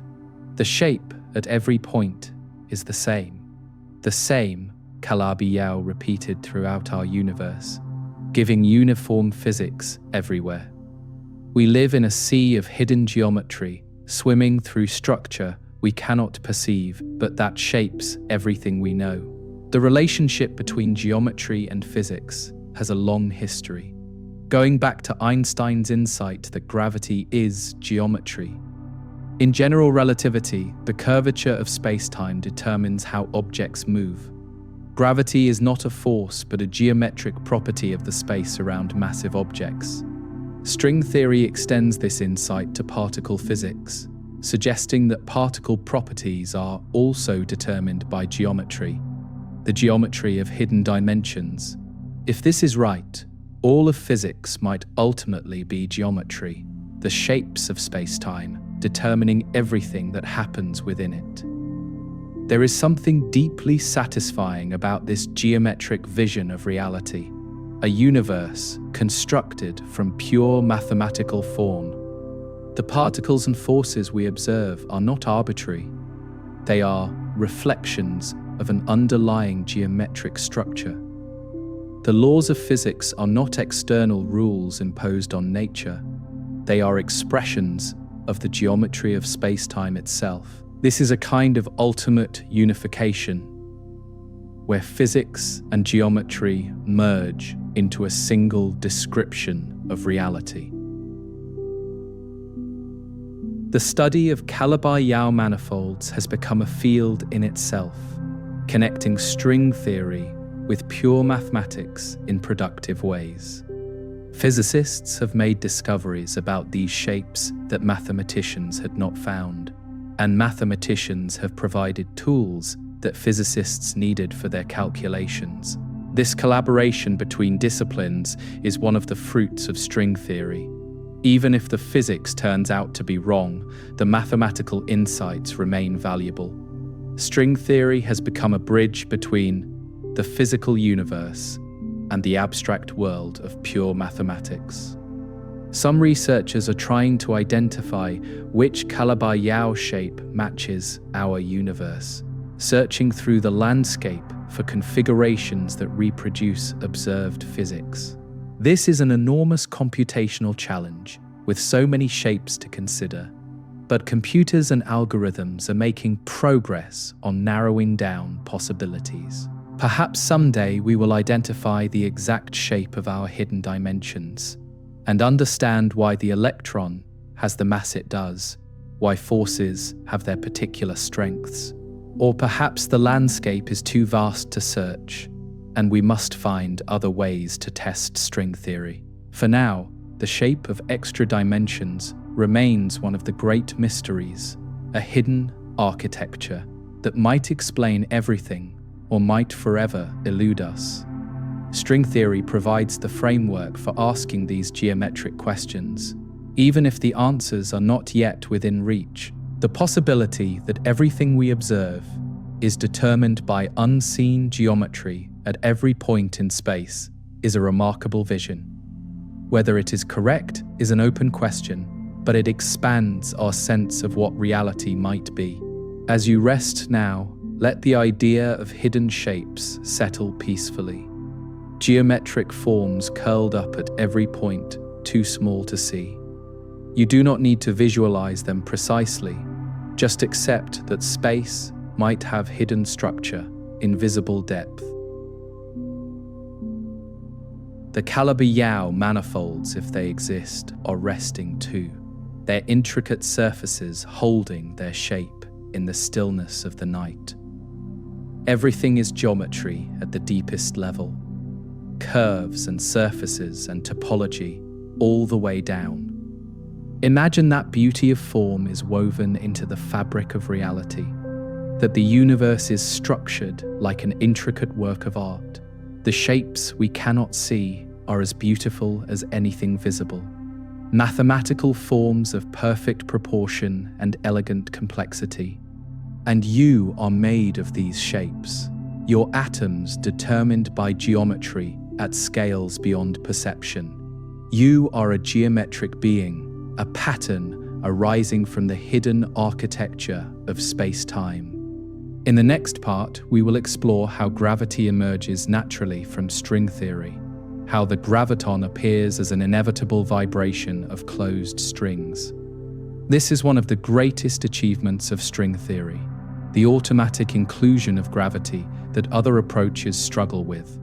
One of the most remarkable features of string theory is how gravity appears, not as something added to the theory, but as an inevitable consequence of vibrating strings.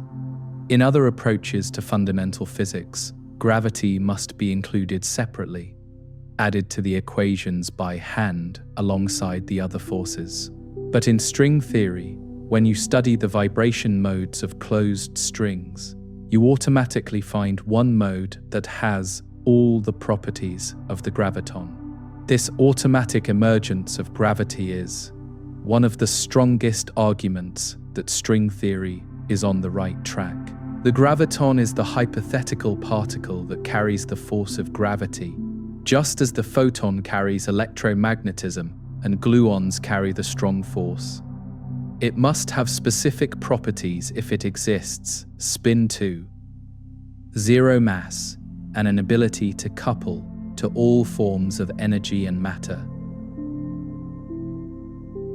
When physicists first analyzed closed string vibrations, they found exactly this particle appearing as one of the vibration modes. Nobody put it there on purpose. It emerged from the mathematics of how closed strings must behave. This was a stunning discovery when it was first made in the 1970s, because it suggested string theory might solve the problem of quantum gravity. Other attempts to quantize gravity, to combine it with quantum mechanics, had failed by producing infinities and mathematical inconsistencies. But string theory, by replacing point particles with extended strings, smoothed out these infinities and gave consistent answers. The graviton in string theory is well behaved, interacting in finite, calculable ways that other approaches could not achieve. The reason strings help with gravity has to do with their extended nature, their tiny bit of length that spreads out interactions. When point particles interact gravitationally at very short distances, the forces become infinitely strong and the mathematics breaks down. But strings cannot get that close. Their length creates a minimum distance, and the infinities are cut off before they can cause problems. This is the same smoothing mechanism that helps with all forces, but for gravity it is especially crucial, because gravity couples to everything. Closed strings, the loops without endpoints, are the strings that carry gravity, while open strings, with two free ends, typically carry the other forces. The graviton vibration involves the string oscillating in a particular pattern, a spin 2 pattern that matches what we expect from quantum gravity theory. This distinction between open and closed strings runs through all of string theory, with different types of particles arising from different types of strings. Gravity is special because it involves closed strings, which can propagate freely through all of space-time, including extra dimensions. Einstein spent the last 30 years of his life searching for a unified theory, trying to combine electromagnetism with gravity in one mathematical framework. He never succeeded.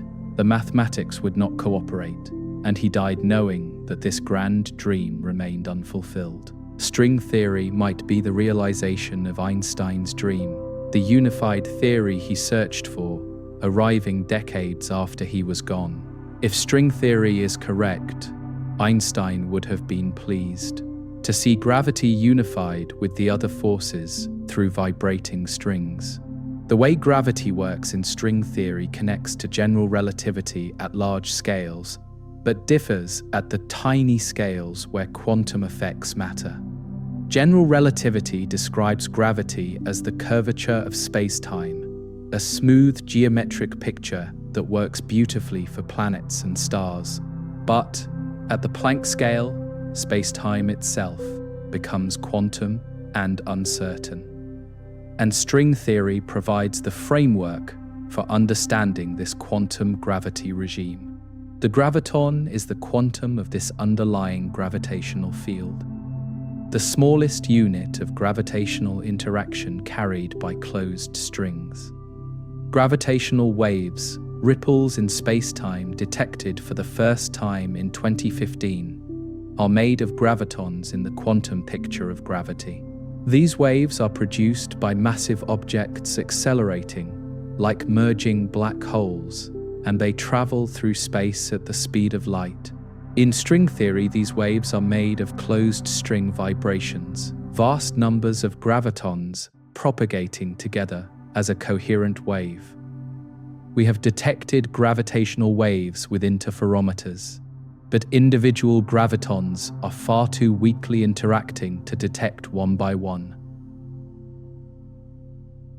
The weakness of gravity compared to other forces makes gravitons almost impossible to observe. A single graviton would pass through the entire Earth without interacting. This weakness is connected to the extra dimensions, as we discussed earlier. Gravity might spread into dimensions where other forces cannot go. Whether or not this explanation is correct, the extreme weakness of gravity means graviton detection remains a distant dream. But the mathematical consistency of the graviton in string theory is a triumph that does not require direct detection to appreciate. String theory describes not just gravity, but also how gravity might have behaved differently in the extreme conditions of the early universe or inside black holes. At high temperatures and densities, string theory predicts new effects, stringy corrections to Einstein's equations that become important near singularities. These corrections might smooth out the singularities at the centers of black holes, replacing infinite density with something finite and well-behaved.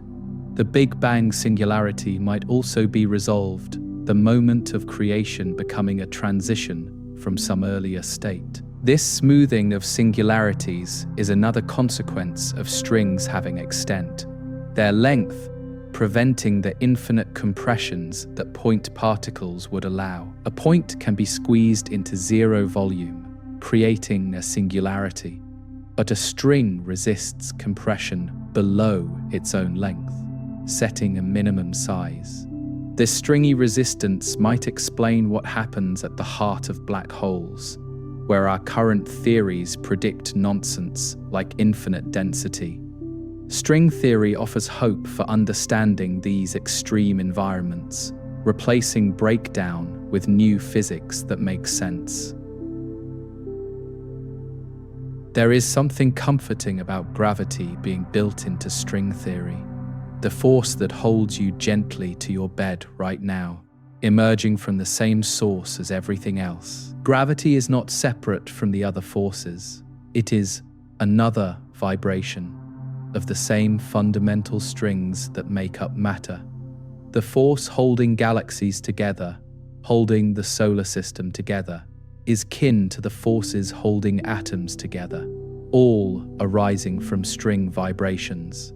This unity is one of the deepest achievements of string theory, showing that everything is connected at the most fundamental level. As you rest now, feel the gentle pull of gravity, the Earth holding you softly through the force of curved space-time. In string theory, this holding is made of graviton vibrations, closed strings oscillating in patterns that create the attractive pull. The same kinds of strings make up your body, So gravity is strings talking to strings across space. You are made of the same stuff as the force that holds you, a deep kinship between you and the cosmic embrace of gravity.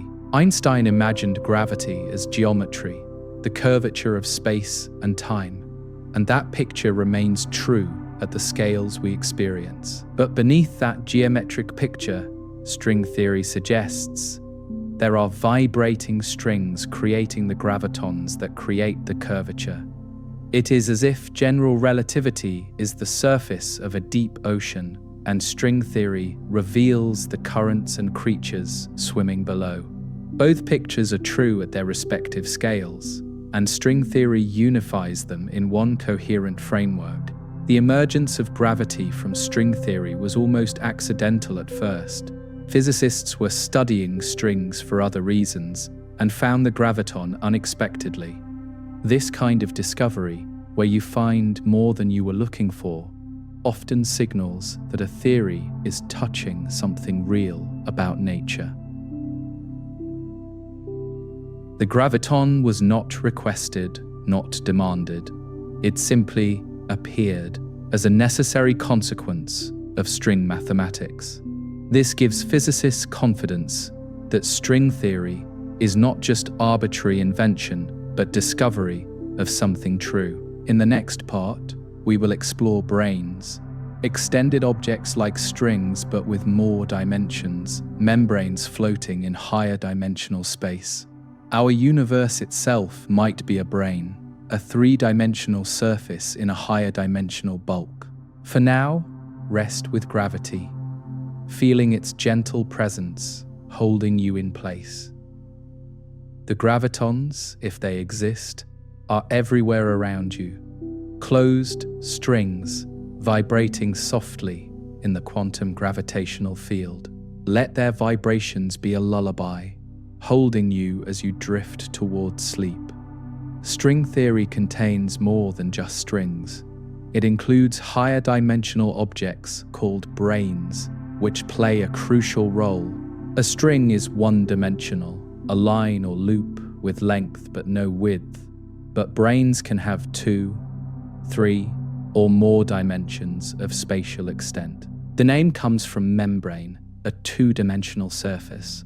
But branes can have any number of dimensions, generalized to the concept of p-branes. These extended objects float in the higher dimensional space of string theory, and our entire universe might be one such brane. A zero brane is just a point. A one brane is a string. A two brane is a membrane like a sheet of paper extending in two directions.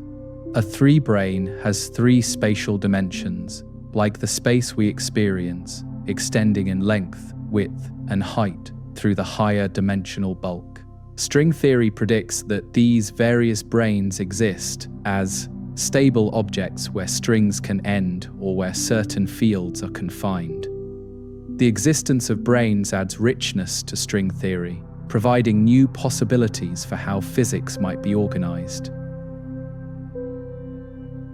One of the most striking ideas in modern string theory is that we live on a brane, a three-dimensional surface embedded in a higher dimensional space. The particles we know, electrons, quarks, photons, are open strings whose endpoints are stuck on this brane.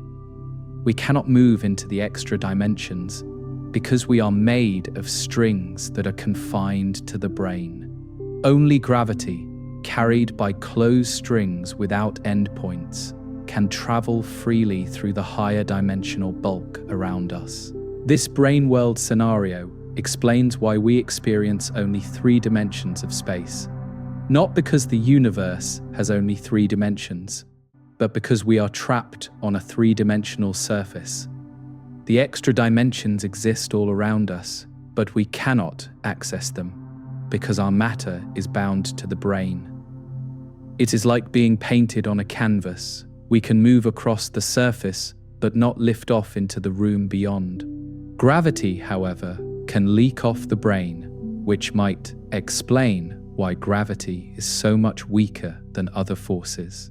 Imagine the higher dimensional bulk as a vast room, and our universe as a single sheet of paper floating in that room. On the paper, we have our three-dimensional physics, galaxies and stars and planets, all confined to this thin membrane. But the room extends beyond the paper in directions we cannot see, extra dimensions of space that are invisible to our instruments and senses. Other sheets might float nearby, other branes, other universes, separated from us by a gap in the extra dimensions. These parallel branes could be incredibly close in the extra dimensions, perhaps only millimeters away in a direction we cannot point.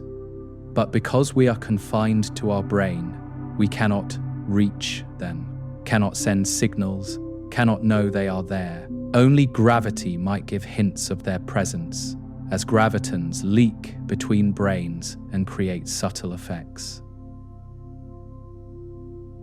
Some physicists have proposed that dark matter, the mysterious, invisible substance that outweighs ordinary matter, might be matter on a nearby brane, detectable only through gravity. The brane world picture changes how we think about the Big Bang, which might have been a collision between two branes in the higher dimensional space. When branes collide, enormous energy is released, which could create all the matter and energy we observe in our universe. This ekpyrotic scenario, from a Greek word meaning conflagration, offers an alternative to standard inflation for explaining how our universe began.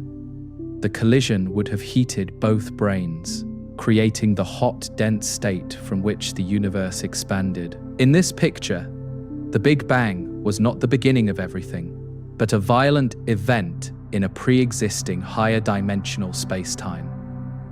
Before our Big Bang, the branes were approaching each other, drifting through the bulk on a collision course. After the collision, they bounced apart or reformed, and our universe began its expansion from the energy released. This cyclic cosmology might continue forever, branes colliding and bouncing repeatedly through eternal time. Branes also play a role in understanding black holes in string theory, providing a way to count the quantum states inside a black hole. Black holes have entropy, a measure of hidden internal states, which Stephen Hawking calculated decades ago from general relativity. But what are these internal states? What is inside a black hole? Remained a mystery until string theorists found an answer using branes. By modeling black holes as configurations of branes, physicists could count the states and reproduce Hawking's formula exactly. This matching between brane calculations and Hawking's entropy formula is one of the great successes of string theory, a precise quantitative test. It suggests that string theory correctly describes the quantum physics of black holes, even though we cannot directly observe what happens inside them. This is the kind of evidence that builds confidence in a theory, getting the right answer for something that was calculated independently by other methods. The branes are not just abstract mathematics, they connect to real physics of objects we know exist. The world of branes is rich and complex, with many types and configurations interacting and overlapping in ways that create various physical phenomena. D-branes, named for Dirichlet boundary conditions, are particularly important. These are branes where open strings can end with fixed endpoints. The dynamics of D-branes generate gauge fields, the forces of the standard model. So electromagnetism and the nuclear forces might arise from strings on D-branes. Our brain might be a complex configuration of overlapping D-branes, with different types of strings and interactions creating the physics we observe. If this picture is correct, the universe is not just empty space with particles, but a structured membrane embedded in something larger. The geometry of the brain, how it curves and wraps, affects the physics that appears to beings confined upon it. The extra dimensions are not just curled up small. Some of them might be large enough to affect gravity, and other branes might float nearby. We are part of a higher dimensional cosmic architecture, living on a surface whose full context we cannot directly perceive. There is something humbling about this picture, living on a membrane in a space we cannot access, surrounded by dimensions we cannot see. But there is also something wonderful. The universe might be far richer than we knew, with structures and realms beyond our experience. The brain world scenario extends our conception of what exists, from a single three-dimensional space to a higher dimensional tapestry of floating membranes. Whether or not this is true, it expands our imagination about what reality might be. As you rest now, imagine yourself on a great membrane floating in higher space, a vast surface extending in all directions, carrying galaxies and stars. You cannot see the bulk around you, the extra dimensions, but you can imagine them extending in directions you cannot point. Somewhere out there, perhaps very close in those hidden directions, other branes might float with their own physics, their own matter, their own possibilities. We are not alone in the higher dimensional bulk, even though we cannot reach our neighbors. Let this vision settle peacefully, not as something to fully understand, but as a possibility that expands your sense of existence. The universe might be a membrane, a surface in something greater, and we might be living in a small part of a vast, higher dimensional structure. This is the picture that branes suggest, a universe richer and stranger than we ever imagined. Rest now on your brain, floating through the bulk of higher dimensional space. For many years, physicists thought there was only one string theory, but then they discovered there were 5 different consistent versions. Each version had strings, extra dimensions, and gravity, but the details differed in ways that seemed to make them incompatible. This was troubling. If string theory was the unique theory of everything, why were there 5 versions instead of one unique description? The answer came in the 90s with M-theory, which revealed that all 5 string theories are aspects of something deeper. The 5 string theories had different properties and different particles, and for years they were studied as separate alternatives.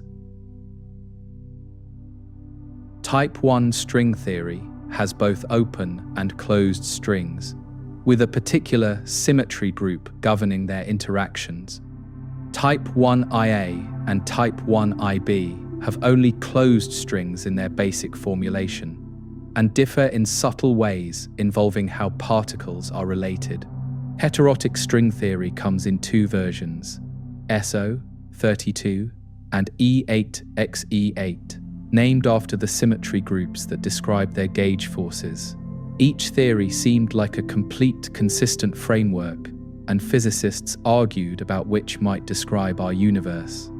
The breakthrough came when Edward Witten and others discovered dualities, deep connections between theories that seemed completely different.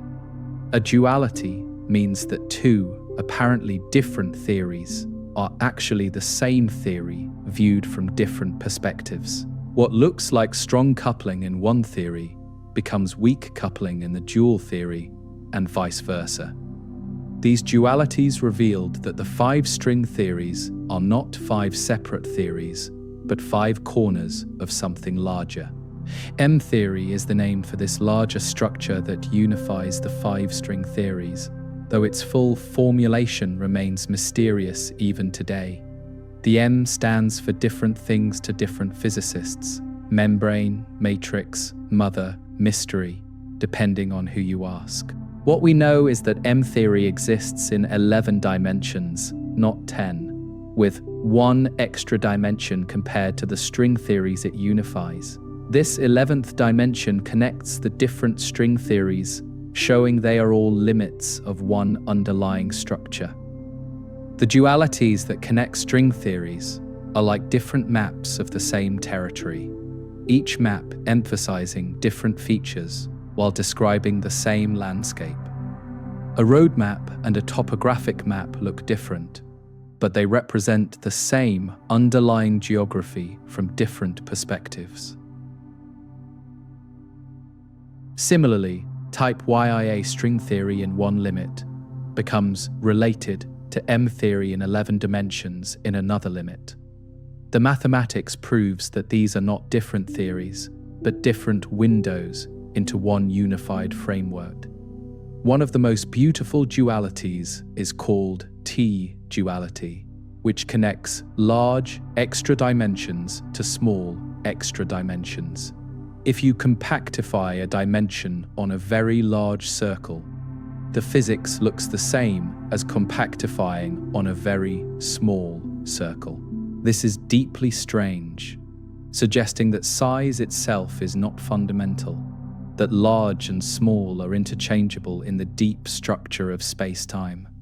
T-duality connects type 1IA and type 1IB string theories, showing they describe the same physics with dimensions inverted.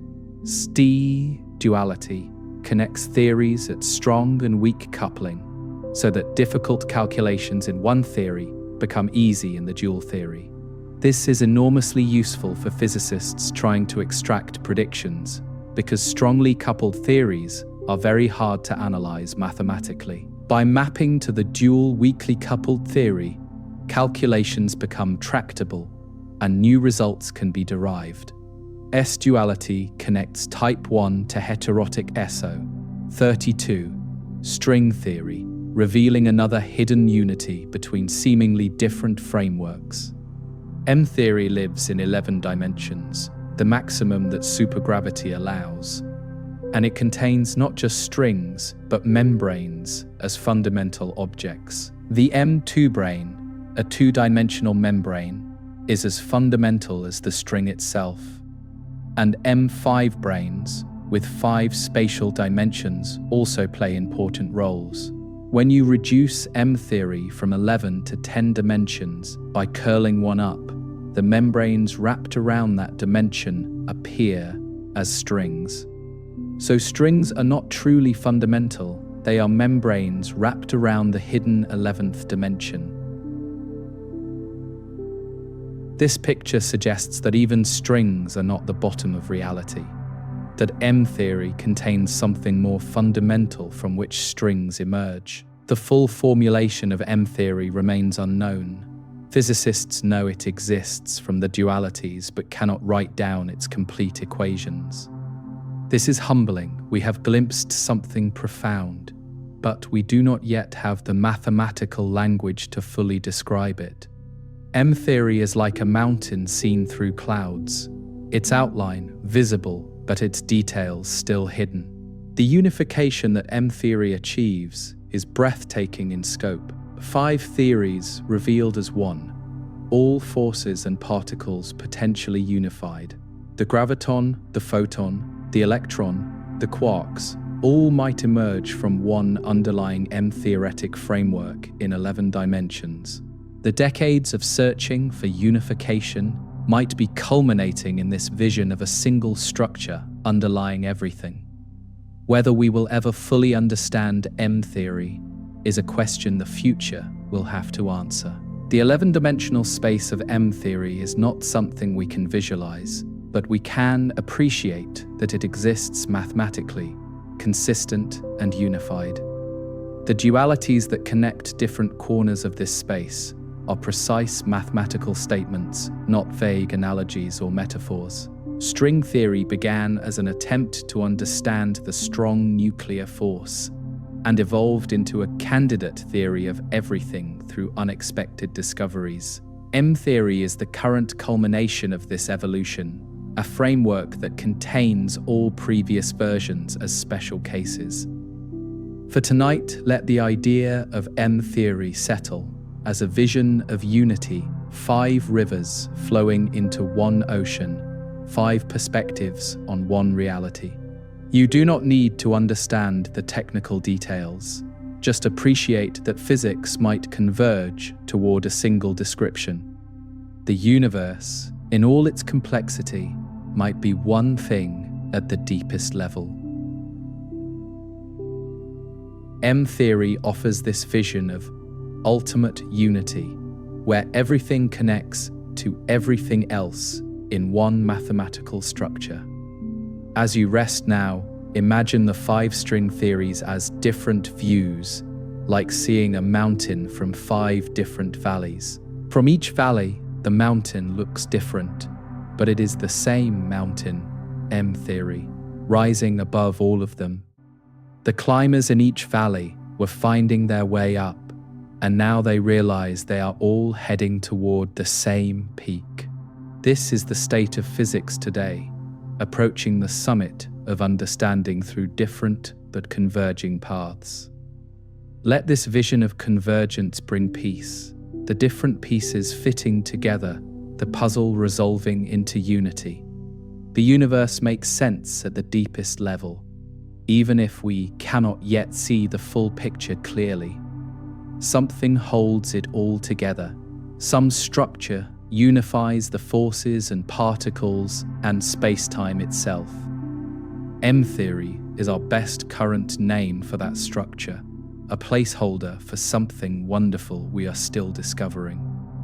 One of the most important questions about string theory is whether it can be tested, whether we can ever know if it describes our universe. Science normally progresses by making predictions and checking them against experiments, but string theory makes its distinctive predictions at scales far beyond our reach. The Planck scale where strings live is 10 to the minus 35 meters. Our best accelerators probe scales billions of times larger than that. This gap between theory and experiment raises serious questions about whether string theory is truly science or something more like philosophy. Critics of string theory point to this lack of direct testability, arguing that a theory we cannot test should not be called physics. If any observation is compatible with some version of string theory, then the theory does not make definite predictions that could prove it wrong. The vast landscape of possible Calabi-Yau shapes means many different physics outcomes might be accommodated. This flexibility is seen by some as a weakness, a theory that predicts everything predicts nothing in particular. Supporters of string theory respond in several ways to this criticism, pointing out that science often advances beyond what can be immediately tested. Atoms were proposed long before we could observe them directly, and black holes were predicted decades before any were confirmed. The requirement that theories be immediately testable might be too restrictive, and some patience might be needed for string theory's predictions to become accessible. Mathematical consistency is also evidence of a sort. A theory that works mathematically is more likely to describe reality. There are also proposals for how string theory might be tested indirectly, through effects that reach up from the Planck scale to accessible energies. Extra dimensions might produce signatures in particle accelerators if those dimensions are larger than the Planck scale, as some models suggest. Missing energy in collisions might indicate particles escaping into extra dimensions, or new particles might appear with masses related to the extra-dimensional geometry. So far, the Large Hadron Collider has not found such signatures, but the search continues with higher energies and better detectors. Cosmic observations might also provide evidence for string theory through imprints on the cosmic microwave background from the very early universe. If inflation was driven by string-theoretic physics, subtle patterns might be visible in the temperature fluctuations across the sky. Some researchers look for cosmic strings, not the tiny fundamental strings, but large string-like defects that might form in some versions of string theory. None have been found yet, but observations continue to improve, and future telescopes might detect these faint cosmological signatures. The discovery of supersymmetric particles would strongly support string theory, since supersymmetry is a prediction of most versions of the theory. Supersymmetry proposes that every known particle has a heavier partner. Electrons have selectrons, quarks have squarks, and so on. These superpartners have been searched for at the Large Hadron Collider, but so far none have been found at accessible energies. This absence is concerning for some versions of string theory, though other versions predict superpartners at higher energies we cannot yet reach. Even if we never test string theory directly, it might still be scientifically valuable for the insights it provides into quantum gravity and the structure of physics. String theory has already produced mathematical tools used across physics. The ADS/CFT correspondence, for example, connects gravity to quantum field theory in surprising ways. These tools work in contexts we can test, providing indirect support for the underlying framework. A theory that keeps producing useful insights probably contains some truth about how nature works. One of the most important questions about string theory is whether it can be tested, whether we can ever know if it describes our universe. Science normally progresses by making predictions and checking them against experiments, but string theory makes its distinctive predictions at scales far beyond our reach. The Planck scale, where strings live, is 10 to the minus 35 meters. Our best accelerators probe scales, billions of times larger than that. This gap between theory and experiment raises serious questions about whether string theory is truly science or something more like philosophy.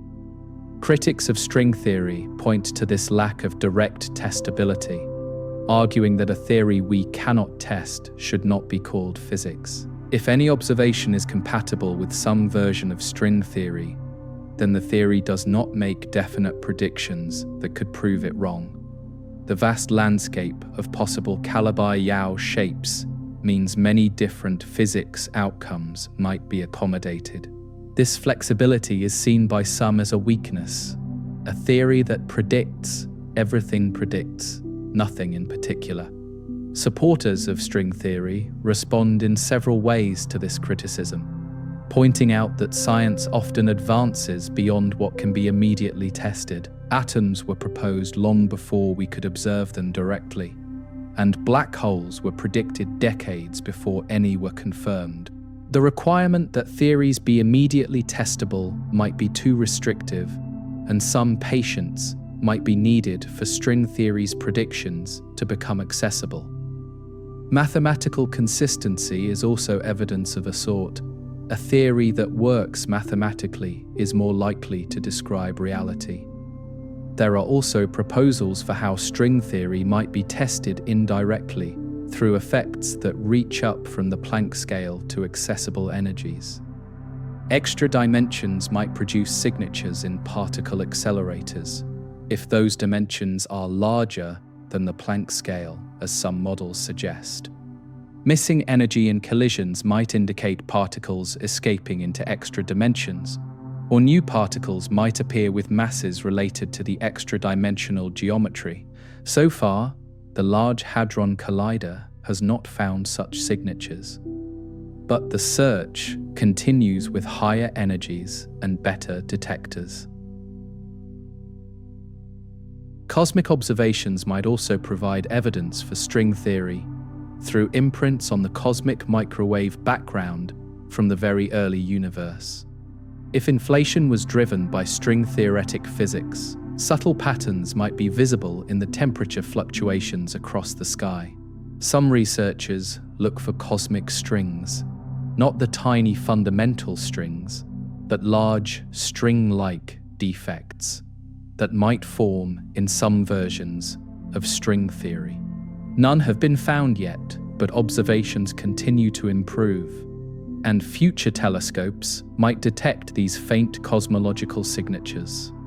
The discovery of supersymmetric particles would strongly support string theory, since supersymmetry is a prediction of most versions of the theory. Supersymmetry proposes that every known particle has a heavier partner. Electrons have selectrons, quarks have squarks, and so on. These superpartners have been searched for at the Large Hadron Collider, but so far, none have been found at accessible energies. This absence is concerning for some versions of string theory, though other versions predict superpartners at higher energies we cannot yet reach. Even if we never test string theory directly, it might still be scientifically valuable for the insights it provides into quantum gravity and the structure of physics. String theory has already produced mathematical tools used across physics. The ADS/CFT correspondence, for example, connects gravity to quantum field theory in surprising ways. These tools work in contexts we can test, providing indirect support for the underlying framework. A theory that keeps producing useful insights probably contains some truth about how nature works. The ADS/CFD correspondence deserves special mention as one of string theory's greatest achievements. A precise mathematical duality between gravity in certain spaces and quantum theories on their boundaries. This holographic principle suggests that everything happening in a volume of space can be described by physics on the boundary of that space. It has been applied to understanding black holes, quantum entanglement, and even condensed matter systems, showing that string theory tools are useful far beyond their original context. Even skeptics of string theory often embrace ADS/CFT because it works in ways that can be checked independently.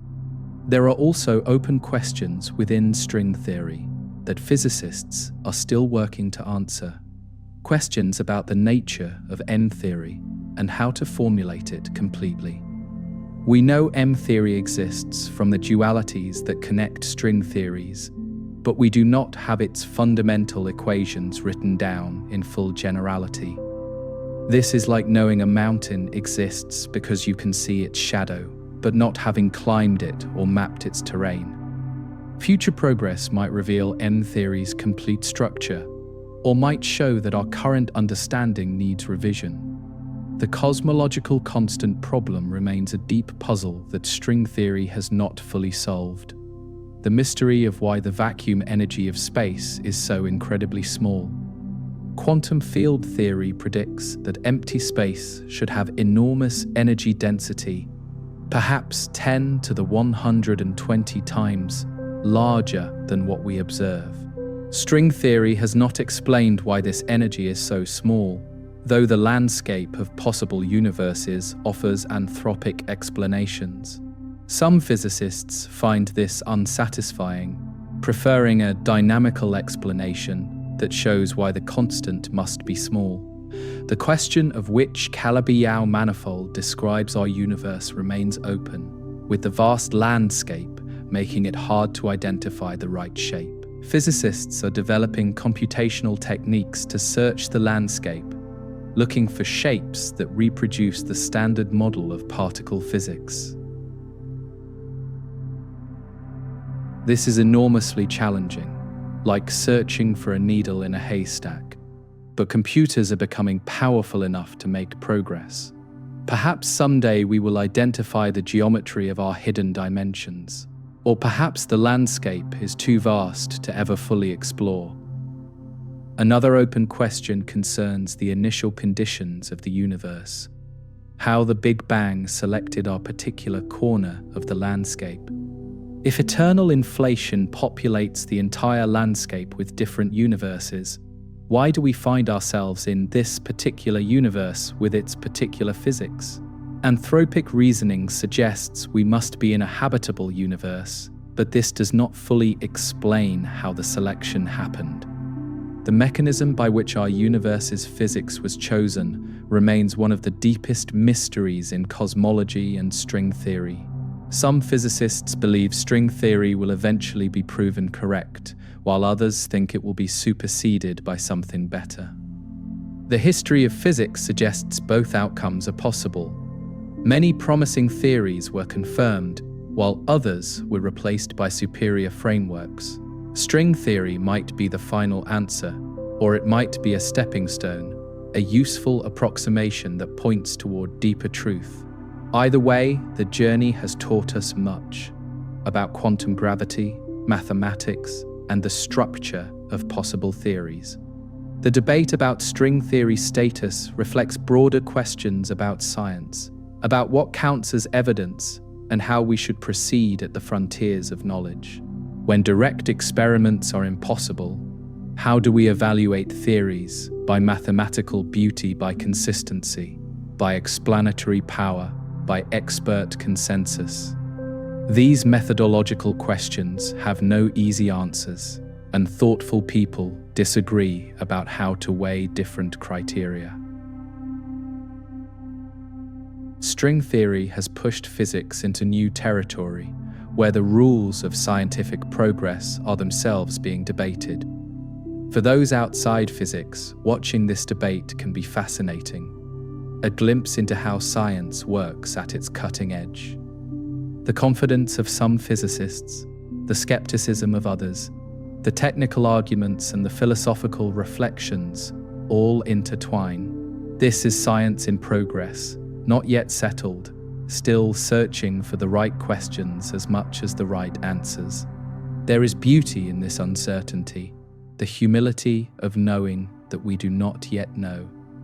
As you rest with these open questions, let them feel peaceful rather than troubling, mysteries waiting patiently to be solved rather than problems demanding resolution. The universe has kept its secrets for billions of years, and will keep them a while longer as we continue to explore. The gaps in our knowledge are invitations, calling future generations to continue the work of understanding. You are part of this ongoing story, simply by wondering about these deep questions tonight. The testing of string theory, if it ever happens, might come from unexpected directions, from experiments not yet imagined or observations not yet possible. Science has a way of surprising us with discoveries that open new windows onto reality. Perhaps gravitational wave detectors will find stringy signatures, or quantum computers will simulate string physics in new ways. The future is unwritten, and the question of string theory's truth remains gloriously open. Let the uncertainty settle into comfortable acceptance, not knowing as a peaceful state rather than an anxious one. The questions are beautiful in themselves, inviting contemplation without demanding immediate answers. String theory might be right or it might be wrong, and either outcome will teach us something valuable. For now, it is enough to have explored these ideas, to have glimpsed the frontier of human knowledge about the cosmos. In the final part of our journey, we will reflect on what string theory means, the beauty of its vision, and what it tells us about existence. We will gather the threads of our exploration into a peaceful conclusion, letting the ideas settle into restful awareness. The strings will continue vibrating at the bottom of reality, whether we understand them or not, creating the universe moment by moment. And we will rest in that creation, held by the fabric of space-time as we drift toward sleep. We have traveled far tonight through ideas that stretch the imagination, from tiny, vibrating strings to vast extra dimensions, from branes to M-theory. Now, as our journey draws to a close, let us gather what we have learned and let it settle peacefully into awareness.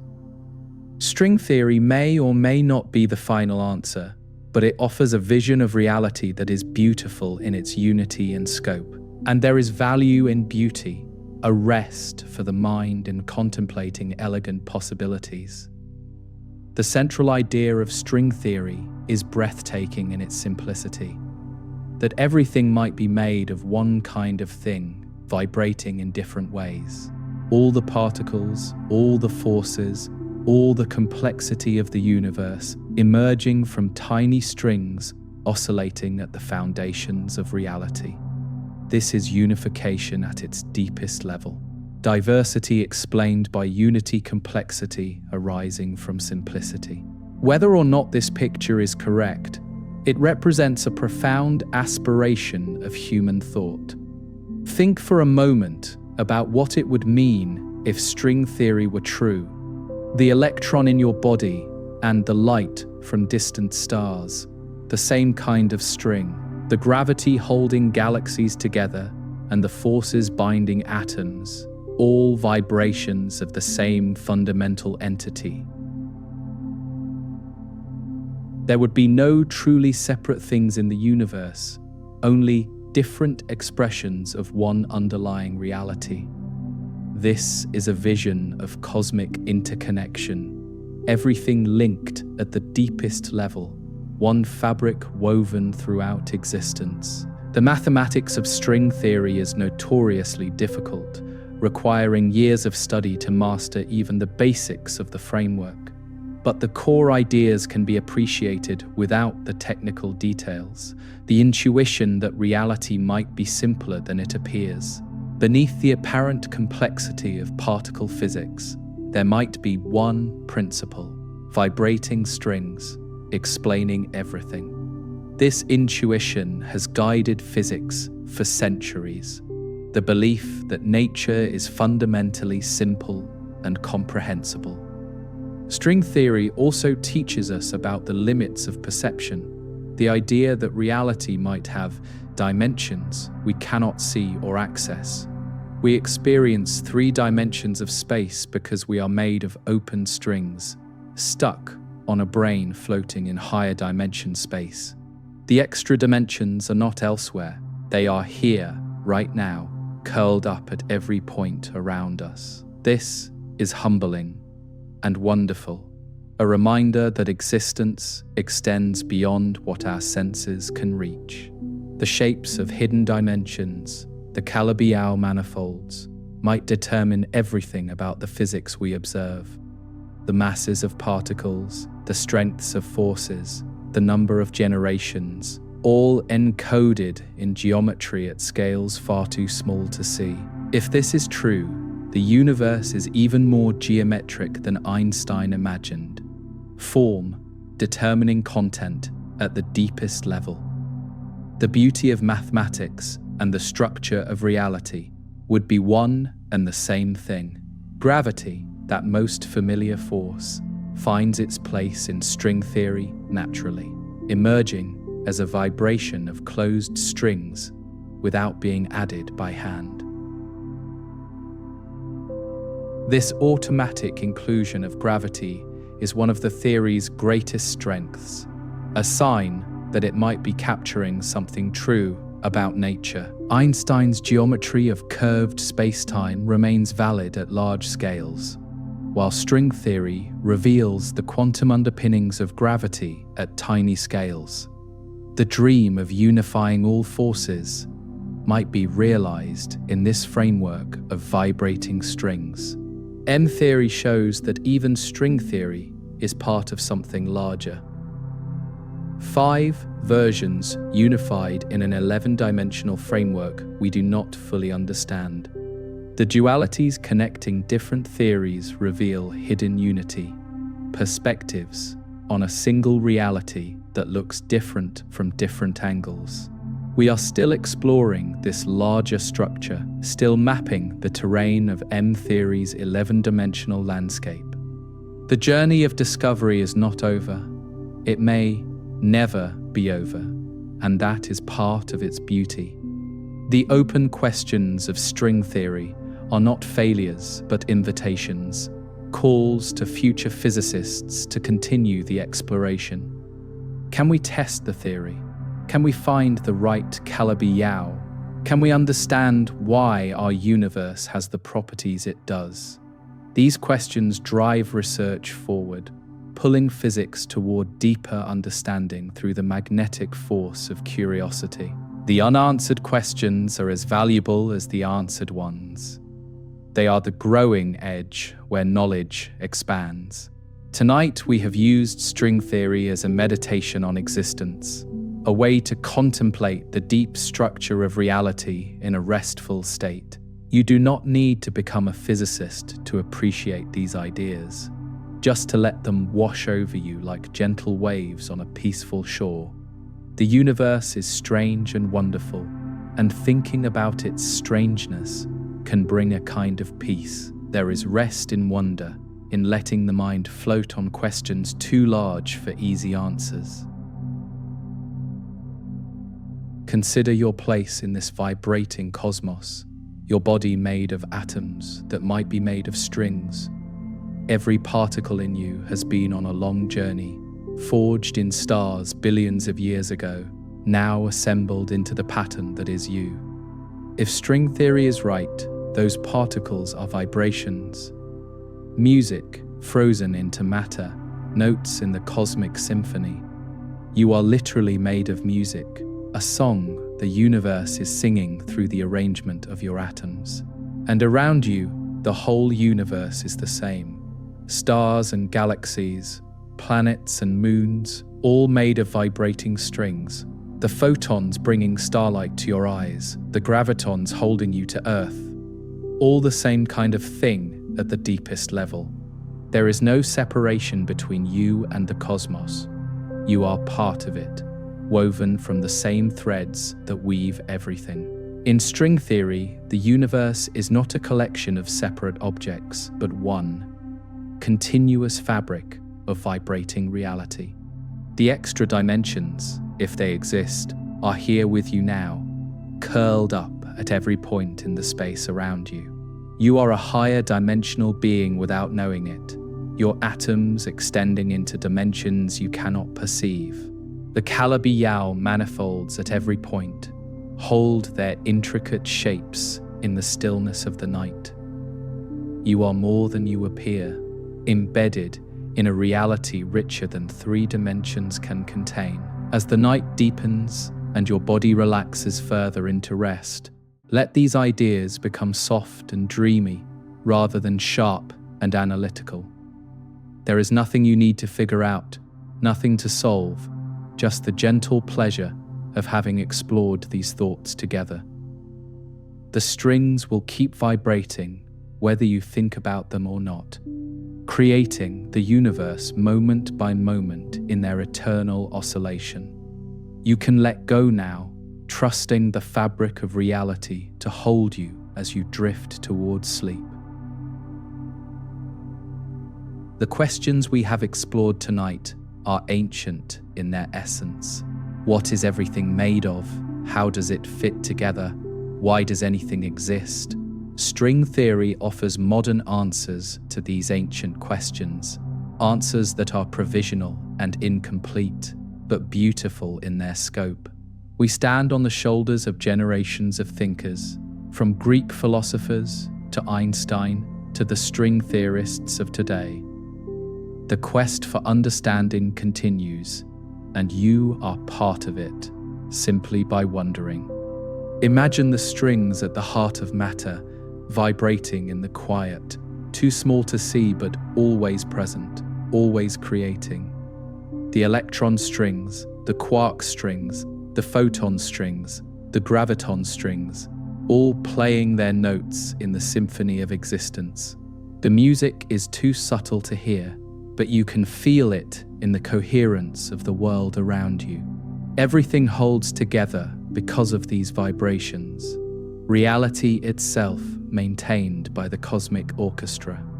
And you are held by this music, supported by this vibration, cradled in the fabric of space-time that strings create.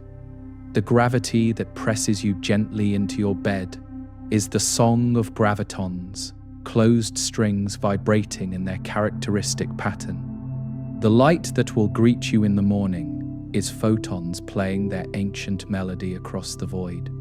You are surrounded by music, immersed in vibration at every level of existence. Let the idea of cosmic music bring peace to your drifting mind, a lullaby played by the universe itself at scales beyond perception. The strings do not need you to hear them to keep playing. They vibrate eternally, creating reality whether observed or not. You can let go of the need to understand and simply rest in the music that makes everything possible. The universe is singing, and you are part of its song. The journey we have taken tonight has been long and deep, from the question of what everything is made of to the vision of vibrating strings. We have explored extra dimensions and hidden geometries, branes floating in higher space, and M-theory unifying everything.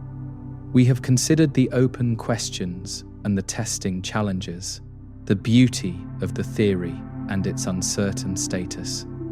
And now we rest, letting the journey complete itself in peaceful awareness. There is nothing more you need to do tonight, nothing to remember or figure out or decide. The ideas will settle into your memory or drift away, and either is fine because the value was in the journey. You have spent time contemplating the deepest structure of reality, and that contemplation has its own worth, regardless of what you retain. The strings will still be there tomorrow, vibrating at the heart of matter whenever you want to think about them again. Feel your body now, heavy and relaxed against the bed, made of atoms that might be made of vibrating strings. Feel the gentle pull of gravity holding you in place, the song of gravitons creating the curvature of space-time around you. Feel the air moving in and out of your lungs, oxygen and nitrogen molecules, themselves made of the same cosmic music. You are a pattern in the universal vibration, a beautiful temporary arrangement of the eternal strings. The night is deep now, and sleep is close, waiting for you just beyond the edge of waking thought. The universe will continue its work while you rest. Stars burning, galaxies spinning, strings vibrating in their endless dance. Nothing needs your attention tonight. Everything is taken care of by the laws of physics, by the patterns of nature. You can surrender to sleep, trusting the cosmos to hold you through the night. Thank you for joining me on this journey through string theory, for letting these ideas accompany you toward rest. I hope they have brought some wonder and some peace, a sense of connection to the deep structure of existence. The universe is vast and strange and beautiful, and you are part of it, woven into its fabric at the deepest level. From all of us here at the Drowsy Astronaut, we wish you a peaceful night and restful sleep. May your dreams be filled with the quiet music of vibrating strings, the gentle hum of reality at its most fundamental level. May you wake refreshed, still connected to the wonder of existence. And may you carry some of tonight's peace with you into tomorrow. The strings are vibrating softly now, creating the world, and you are drifting peacefully within their eternal song. The extra dimensions are curled up around you, hidden but present, part of the fabric that holds everything together. The universe is whole, and you are part of that wholeness, resting now in the music of existence. Good night from the Drowsy Astronaut. May the strings of the cosmos carry you gently into dreams. Sleep well, drift peacefully, and know that you are held by the same forces that hold the stars. The vibrations continue, soft and eternal, creating reality moment by moment as you rest. Good night, and may your sleep be as deep and peaceful as the space between the stars.